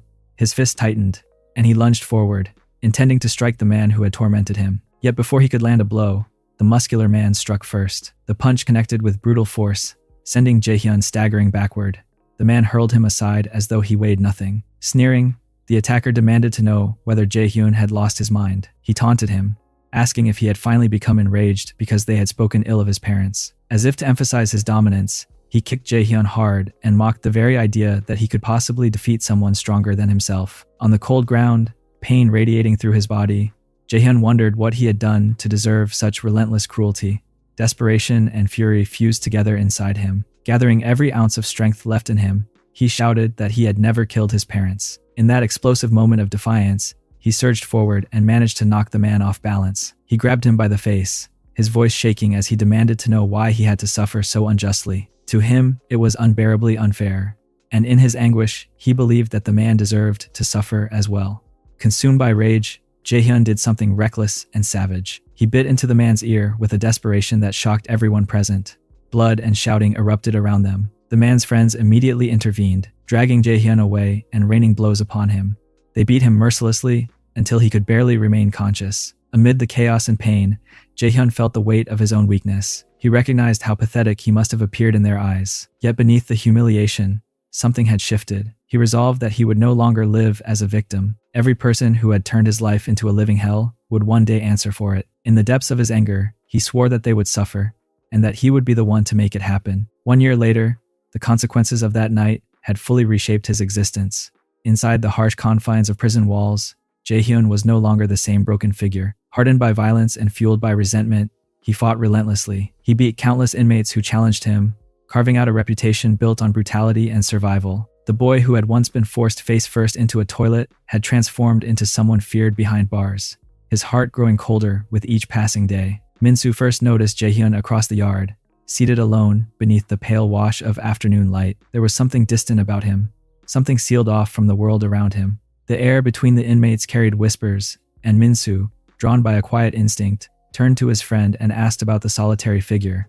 His friend lowered his voice and revealed the name, Jaehyun. He went on to explain that Jaehyun was rumored to be the one responsible for the deaths of his own parents and a close friend. The story had traveled far, twisted and sharpened by gossip. Some even claimed that Jaehyun's past was somehow entangled with Chansub of the Uju group, a powerful name that commanded fear and influence within certain circles. The mention of Uju stirred something in Minsu. The rumors did not repel him. Instead, they sparked an unexpected interest. There was a quiet intensity in his gaze as he continued to observe Jaehyun from afar. His friend noticed the change and questioned his sudden curiosity. Minsu brushed the concern aside with a casual remark, saying that the sight of Jaehyun had merely awakened old memories he had long tried to bury. He offered no further explanation. Later, as Jaehyun sat alone outside, Minsu approached him with unhurried steps. He studied him briefly before commenting that Jaehyun appeared younger than he had expected and asked about his age. Jaehyun lifted his eyes, wary and unwelcoming. In response, Minsu introduced himself under the name Jung Beomgu, presenting it with a calm confidence that suggested calculation rather than courtesy. Jaehyun did not acknowledge the introduction. He turned away as if Beomgu's presence were nothing more than an inconvenience. Unbothered, Beomgu pressed on, observing that Jaehyun seemed tense and constantly on edge. He mentioned that he had heard about Jaehyun's loss, about the deaths of his parents and friends. He wondered aloud whether such loss made a person feel as though there was nothing left to lose. The words struck sharply. Jaehyun's composure fractured, anger flashing across his face. He demanded to know whether Beomgu truly believed he understood him. Beomgu replied coolly that understanding was unnecessary. In his view, Jaehyun was simply a man who had been too afraid to act until fate had stripped everything away from him. A man who had lost so much that fear no longer had meaning. The insult ignited Jaehyun's fury. He lunged forward, fist aimed at Beomgu's face. Yet before the punch could land, Beomgu caught his wrist mid-air with surprising strength. His voice dropped to a measured tone as he asked whether Jaehyun desired revenge against the Uju group. More specifically, whether he sought revenge against Chansub himself. Jaehyun froze, suspicion overtaking anger. He demanded to know how Beomgu was aware of that connection and questioned why he was inserting himself into matters that did not concern him. Beomgu's lips curved into a faint smile. He suggested that perhaps their ambitions aligned more closely than Jaehyun imagined. Revenge, he remarked, was a dish best served with careful coordination, and partnerships often increased the chances of success. If Jaehyun wished to consider such an alliance, he would need to prove that he was worthy of Beomgu's time and strategy. The proposal lingered in the air between them. Despite his doubts, Jaehyun followed Beomgu back inside the prison corridors. There, he noticed something unusual. A civilian girl had been brought into a secured cell, an anomaly within the rigid structure of confinement. Jaehyun questioned how Beomgu had managed such an arrangement. Beomgu instructed him to train with her.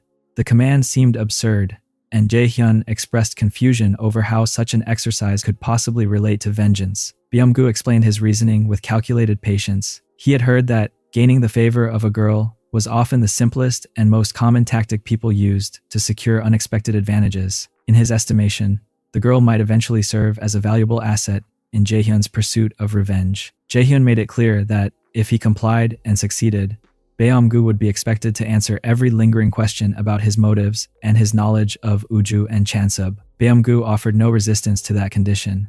Without further hesitation, Jaehyun approached the girl. He requested a moment of her time.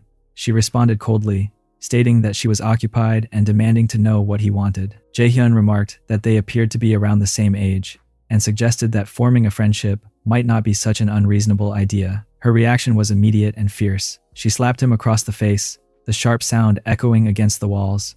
She hurled insults at him, accusing him of arrogance and demanding to know who he thought he was. She insisted that just because she was confined there did not mean she was a filthy criminal like him. Jaehyun responded with laughter that carried both amusement and defiance. In a sudden motion, he struck her back with equal force.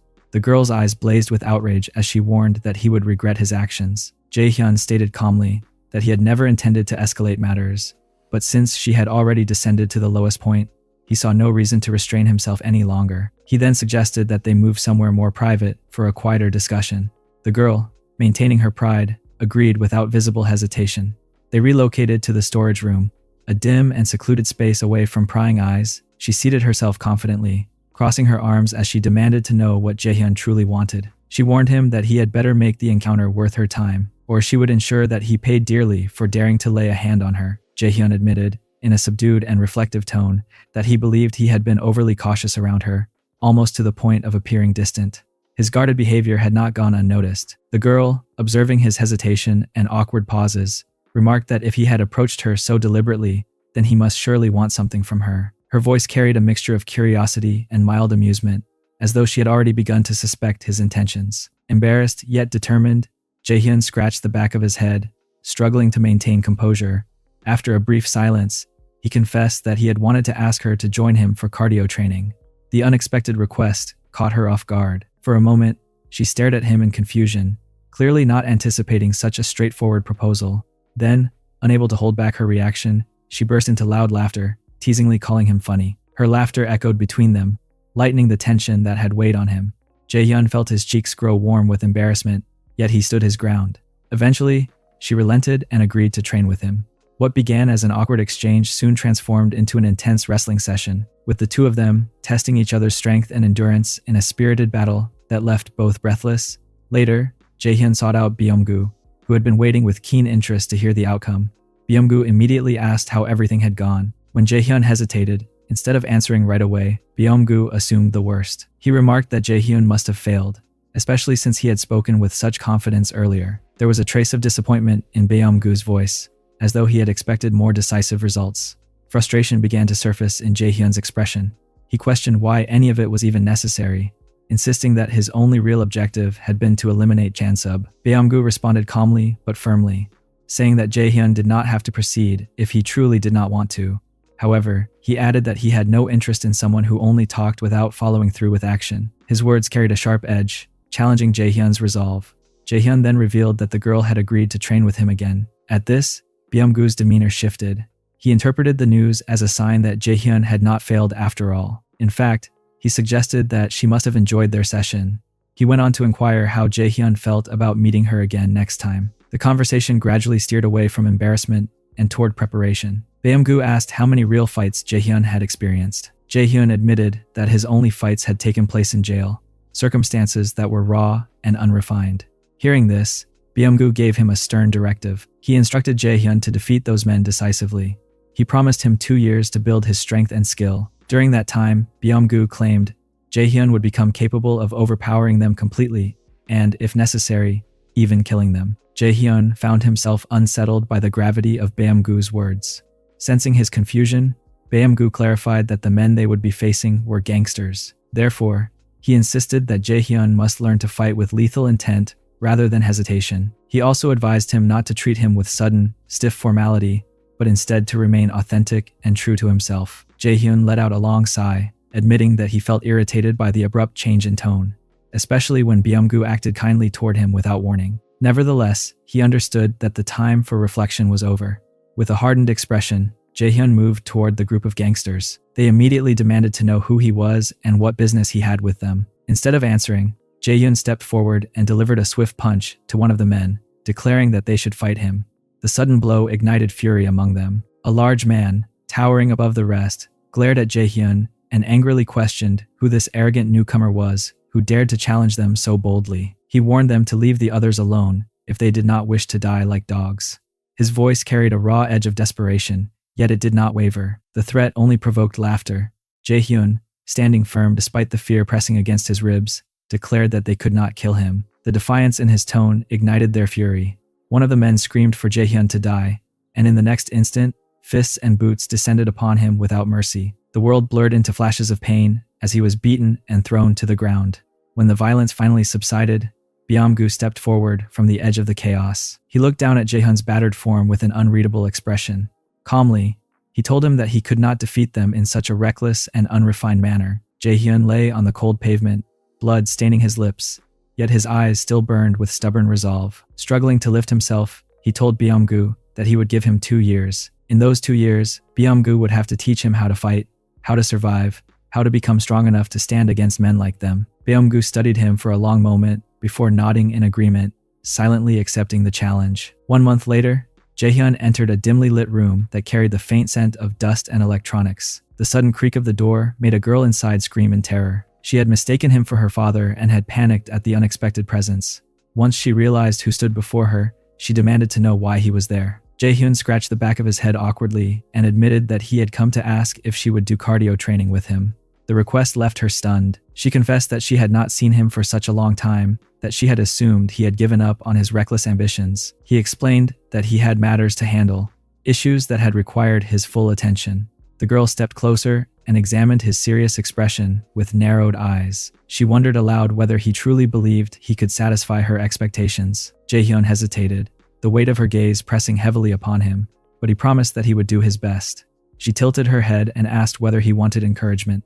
Her curiosity about him had grown in his absence, and she admitted that she had conducted her own research. She informed him that he had not killed anyone, despite the rumors surrounding him. Jaehyun flinched at her words, surprised that she had uncovered such details. She pressed further, asking why he had remained silent when he had not taken a life. Jaehyun offered no response, choosing instead to endure the accusation in silence. The girl then revealed something that made his heart stop. She told him that she knew who had burned down his house. There had been 5 perpetrators, 3 men and 2 women. Shock spread across his face as she continued. A girl with red hair had followed him to discover his address. Later, 4 men had appeared at the location. 3 of them had set the fire, while 1 had stood watch as a lookout. She had hacked into the CCTV cameras and retrieved footage that had been deliberately deleted. Every detail had been preserved in her files. She stated that if he wanted revenge, she would help him. At those words, Jaehyun's composure finally cracked. Tears welled up in his eyes, sliding down his bruised cheeks. The girl grew tense, confused by his reaction. She wondered whether he truly wanted her assistance or whether something else troubled him. Jaehyun could barely form coherent thoughts. All he could think about was what she had said earlier, that he had not killed anyone. Her confirmation and her offer of help stirred an unexpected warmth within him. He realized that he had carried the crushing belief that his weakness had caused his parents' deaths. He had blamed himself relentlessly, convinced that if he had been stronger, none of it would have happened. The girl snapped him out of his thoughts, clarifying that he might be misunderstanding her intentions. She would only assist him if he satisfied her conditions. Her tone remained cool and pragmatic, even as the tension between them thickened. 2 years passed in what felt like the blink of an eye. Jaehyun often reflected on how swiftly time moved when every day was filled with relentless effort. Under Byung-gu's guidance, he trained without pause. He bulked up through endless workouts, refined his techniques through countless sparring sessions, and endured pain that would have broken a weaker spirit. He fought repeatedly, losing, learning, and rising again. Gradually, his body hardened and his movements became precise. At last, he succeeded in defeating the very gangsters Byung-gu had once pointed out as his benchmark. Each victory felt like another chain shattering. Byung-gu informed him that it had taken exactly 2 years to overcome them. He asked how Jaehyun felt now that he had achieved this milestone. Jaehyun replied that the outcome itself was sufficient proof of his growth. Byung-gu praised him for his accomplishment, acknowledging the discipline and determination that had brought him this far. However, the praise was short-lived. Without warning, a group of boys surrounded Jaehyun in a tight circle. Their presence was deliberate, their stances aggressive. Byung-gu stepped back with a faint smile playing on his lips. He announced that this would be Jaehyun's final test. The confrontation began with a chilling declaration. One of the boys stepped forward and, with a voice stripped of hesitation, told Jaehyun that he was prepared to kill him. His words were not loud, yet they carried a weight that settled heavily in the air. Jaehyun responded with cold indifference, telling the boy that if he truly wished to be knocked out, he should come back the next day and speak to him then. His tone was steady, almost bored, as though he refused to acknowledge the seriousness of the threat. The situation escalated in an instant. The boy revealed a knife and lunged without warning, the blade grazing Jaehyun's cheek and leaving behind a sharp cut. A thin line of blood traced down his face, but Jaehyun did not falter. He swiftly dodged the next strike, stepping aside with calculated precision. The group surrounding him began to mock him, taunting him for retreating and evading their attacks. They jeered that he could keep dodging all he wanted, but in the end he would still die. Their laughter echoed around him, meant to weaken his resolve. Amid the chaos, Byung-gu's voice cut through the noise. He accused Jaehyun of still believing that they were friends despite everything that had happened. With bitter sarcasm, he questioned whether Jaehyun truly thought he could remain friends with someone who had burned his house down. The accusation struck Jaehyun with unexpected force. Confusion flickered across his face, momentarily distracting him from the fight. As the assault continued, Jaehyun sustained more injuries. Pain radiated through his body, but what burned more fiercely was his anger. He declared that it was Byung-gu who had burned his house, yet at the same time he admitted to himself that Byung-gu was a liar. He could not understand why Byung-gu was going to such extremes, twisting the truth and pushing him to this breaking point. Still, if Byung-gu truly wished to die, Jaehyun resolved that he would grant him that wish. Fueled by fury, Jaehyun charged forward to attack Byung-gu. However, Byung-gu anticipated the move and dodged effortlessly. He countered with a brutal kick that sent Jaehyun stumbling, followed by a powerful punch to his gut. The impact knocked the air out of him, and he collapsed onto the ground. Byung-gu stood over him with a cruel smile, asking whether Jaehyun truly believed he could achieve revenge in such a pathetic manner. He reminded Jaehyun that he could not even defeat the man who had killed his parents, so how could he possibly take revenge on the one who had orchestrated everything behind the scenes? Those words ignited something deep within Jaehyun. Summoning the last of his strength, he lunged forward and managed to knock Byung-gu to the ground. For a fleeting moment, Jaehyun hovered above him, fist raised and ready to strike, yet he hesitated. Despite everything, he could not bring himself to deliver the final blow. Byung-gu laughed softly and reminded Jaehyun that he had been the one who taught him to finish his opponents properly. The remark carried both mockery and twisted nostalgia. Jaehyun, breathing heavily, insisted that they should end this confrontation now, repeating that he had already been told who had killed his parents. There was no need to continue this meaningless fight. Byung-gu's smile deepened as he recalled Hyeri, realizing that Jaehyun had forgotten about her role in everything. He then revealed that all of them had once been connected to the Uju group. Some, like Jaehyun, had been framed for crimes they did not commit, while others had escaped blame entirely. What united them all was not innocence or guilt, but a shared desire for revenge against the powerful organization that had ruined their lives. Jaehyun listened, still tense, and argued that if revenge was their ultimate goal, it would be faster for each of them to act independently rather than standing together. His words reflected both frustration and distrust, showing that even amid the revelations and the violence, he was unwilling to blindly align himself with those who had betrayed him. The events unfolded in a slow, deliberate sequence, each moment layered with tension and unspoken motives. Those observing the situation could not help but wonder why they would go so far as to recruit him.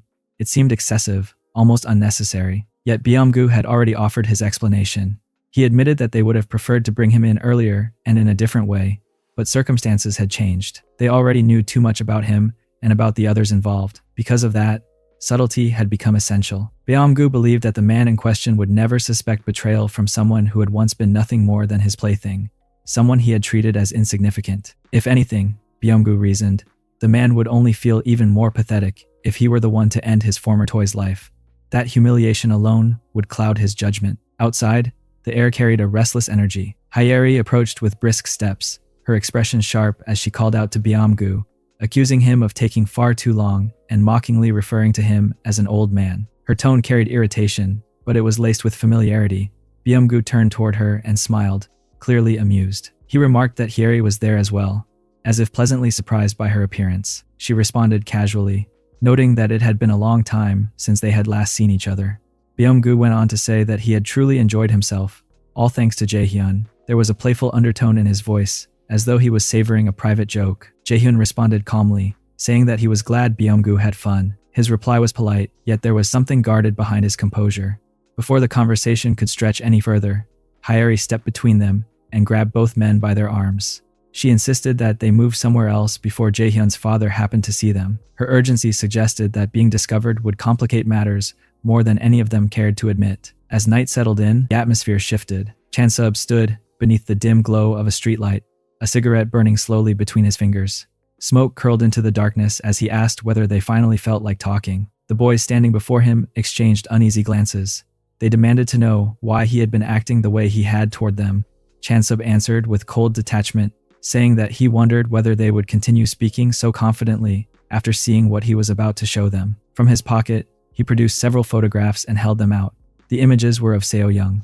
The boys froze as they looked at the pictures, stunned into silence. Chansub observed their expressions closely and remarked that they truly seemed to have no idea what they were looking at. He questioned aloud whether they were simply excellent actors or whether they genuinely knew nothing about the situation. Either way, he made it clear that it did not matter to him whether they were responsible or not. The truth, in his mind, had already been decided. One of the boys finally shouted, his voice trembling, as he insisted that he was not lying and that he had never lied to Chansub before. The plea only seemed to irritate him further. In a sudden, violent motion, Chansub grabbed the boy by his hair and forced his head back. He pressed a knife into the boy's mouth, his grip unrelenting. In a low, threatening tone, he declared that if he said the person had done it, then that was the reality.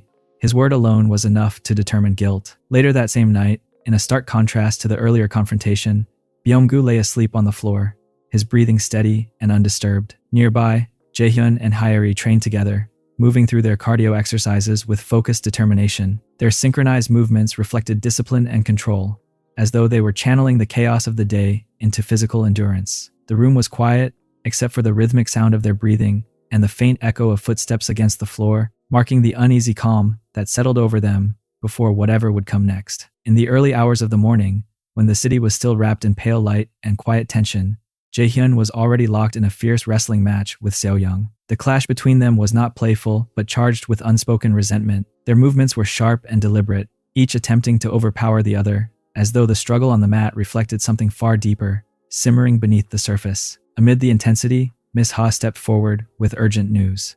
She carefully explained to Jaehyun that, as he had already seen in the video she had sent, the two friends of Chansub had suffered brutal consequences. Their tongues had been removed, and they were now confined to hospital beds, recovering from multiple broken bones. The damage done to them was both cruel and deliberate. She further added that efforts were underway to locate Hyunjin, but despite their search, there had been no new updates regarding his whereabouts. The weight of her words settled heavily in the room. Jaehyun let out a long, controlled sigh before rising to his feet. His expression hardened as he turned towards Seo Young. He stated that innocent men had been gravely hurt because of her actions. He accused her of indifference, claiming she did not care about the consequences of what had unfolded. Those men, he reminded her, had once been his friends. Even if she felt nothing, she could at least have pretended to show some concern. His tone was steady, but filled with restrained anger. After confronting Seo Young, Jaehyun shifted his attention back to Miss Ha. He asked whether she had finished what she needed to say, or if there was anything more she wished to add. Miss Ha hesitated, quietly indicating that she had nothing further to report. However, Jaehyun noticed something in her expression that caused him to pause. He studied her carefully, sensing an unspoken tension. He remarked that she appeared unusually excited. Without another word, the atmosphere shifted once more, and in a surprising turn, Jaehyun and Miss Ha engaged in their own wrestling bout, their physical exchange blurring the lines between discipline, rivalry, and unexpressed emotion. As night fell, another thread of the unfolding story began to tighten. Byung-gu walked alone along a dimly lit road, his footsteps echoing faintly against the pavement. His phone rang, breaking the silence. He answered without hesitation. The caller's voice was calm but direct, asking whether he had located the target. Byung-gu confirmed that he had. He then inquired about the next course of action.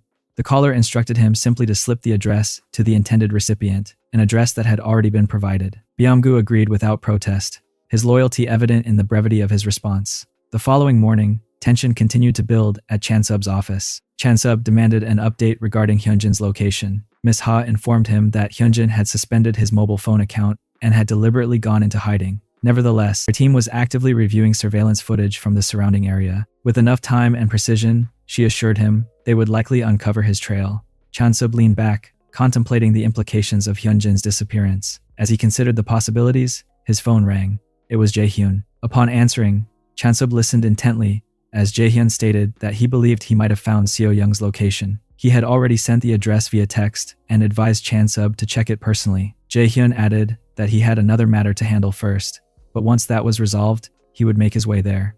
Chansub expressed his deep gratitude, emphasizing that he would never forget this assistance. Jaehyun responded with calm acknowledgement, their alliance strengthened by shared purpose. Without wasting time, Chansub instructed Miss Ha to prepare his car. She asked whether bodyguards should accompany him. He refused firmly. There would be no need for additional men. Instead, he coldly instructed her to be ready to clean up once he was finished. His voice carried a chilling certainty as he declared that he would tear them apart. Miss Ha accepted the order without hesitation. That night, beneath the glow of streetlights cutting through the darkness, Chansub's car moved steadily down the road. The engine's low hum seemed to echo the storm that was about to break. Chansub stepped out of the car and paused for a moment, taking in the desolate surroundings. The place felt abandoned, swallowed by silence and shadow. He muttered under his breath that he had never imagined such a place could even exist. It was the kind of location where secrets could be buried forever, where no one would ever discover if someone had died. The thought lingered heavily in his mind as he cursed the possibility that Seo Young might truly be there. The air was still, unnervingly quiet, and no sound answered his anxious thoughts. He began walking cautiously, his footsteps echoing faintly against the emptiness. After a few tense moments, a strange noise broke through the silence. Alarmed, he hurried toward the source of the sound. What he found froze him in place. Seo Young lay there in a vulnerable, exposed state, and for a second he simply stared, unable to process the scene before him. Then, unexpectedly, Chansub began to laugh. The laughter echoed harshly, unsettling in the empty space. He offered an apology that sounded hollow and insincere, remarking that although he did not know who had done this to her, the perpetrator had created what he mockingly described as a masterpiece. At that moment, Hyunjin stirred nearby and called out Chansub's name. The sound of his voice cut through the tension like a blade. Before Chansub could fully react, Hyunjin lunged forward, gripping a baseball bat and swinging it with force. Chansub narrowly dodged the attack, the bat slicing through the air where he had stood just a second earlier. Anger flared in Chansub's eyes as he shouted that he had never suspected Hyunjin was behind everything. He declared the revelation to be a shocking surprise. Hyunjin, equally enraged, yelled back that Chansub's accusations were absurd. He mocked him, asking sarcastically whether Chansub imagined himself to be some kind of little mermaid who had traded his voice for courage. His words dripped with scorn. In response, Chansub stepped forward and delivered a hard punch to Hyunjin's face. The impact sent him staggering. Chansub demanded to know why Hyunjin had done such a thing, questioning whether he had lost his sanity. Without waiting for an answer, he struck him again, insisting on a confession. Instead of explaining, Hyunjin retaliated, swinging the bat once more and managing to hit Chansub. Pain shot through him, but he forced himself to stay upright. With a surge of fury, Chansub drove his fist into Hyunjin's already injured neck. A chilling smile crept across his face as he remarked that it had been only a simple punch to the neck. He coldly ordered Hyunjin to stand up, suggesting they continue their violent game. However, as seconds passed, Hyunjin did not move. The silence that followed was heavier than before. Chansub's smile slowly faded as realization dawned on him. Hyunjin was no longer breathing. Shock spread across his face, and disbelief settled into his eyes. He had not received any explanation, no final words, no reason for the betrayal. The answers he demanded would now remain forever unspoken. Overwhelmed, Chansub sank down onto the ground. He accused the lifeless Hyunjin of striking him near his surgical wound, claiming the blow had made him feel dizzy and unsteady. His thoughts drifted back to Seo Young, and he muttered that he would return to her in just a moment. As he sat there, struggling to steady himself, another presence approached. Beomgu arrived quietly, observing the grim scene before him. His voice broke the silence as he pointed out that this moment presented an opportunity. With calculated calmness, he suggested that perhaps this was their chance to end Chansub's life as well, turning the chaos into something final and irreversible.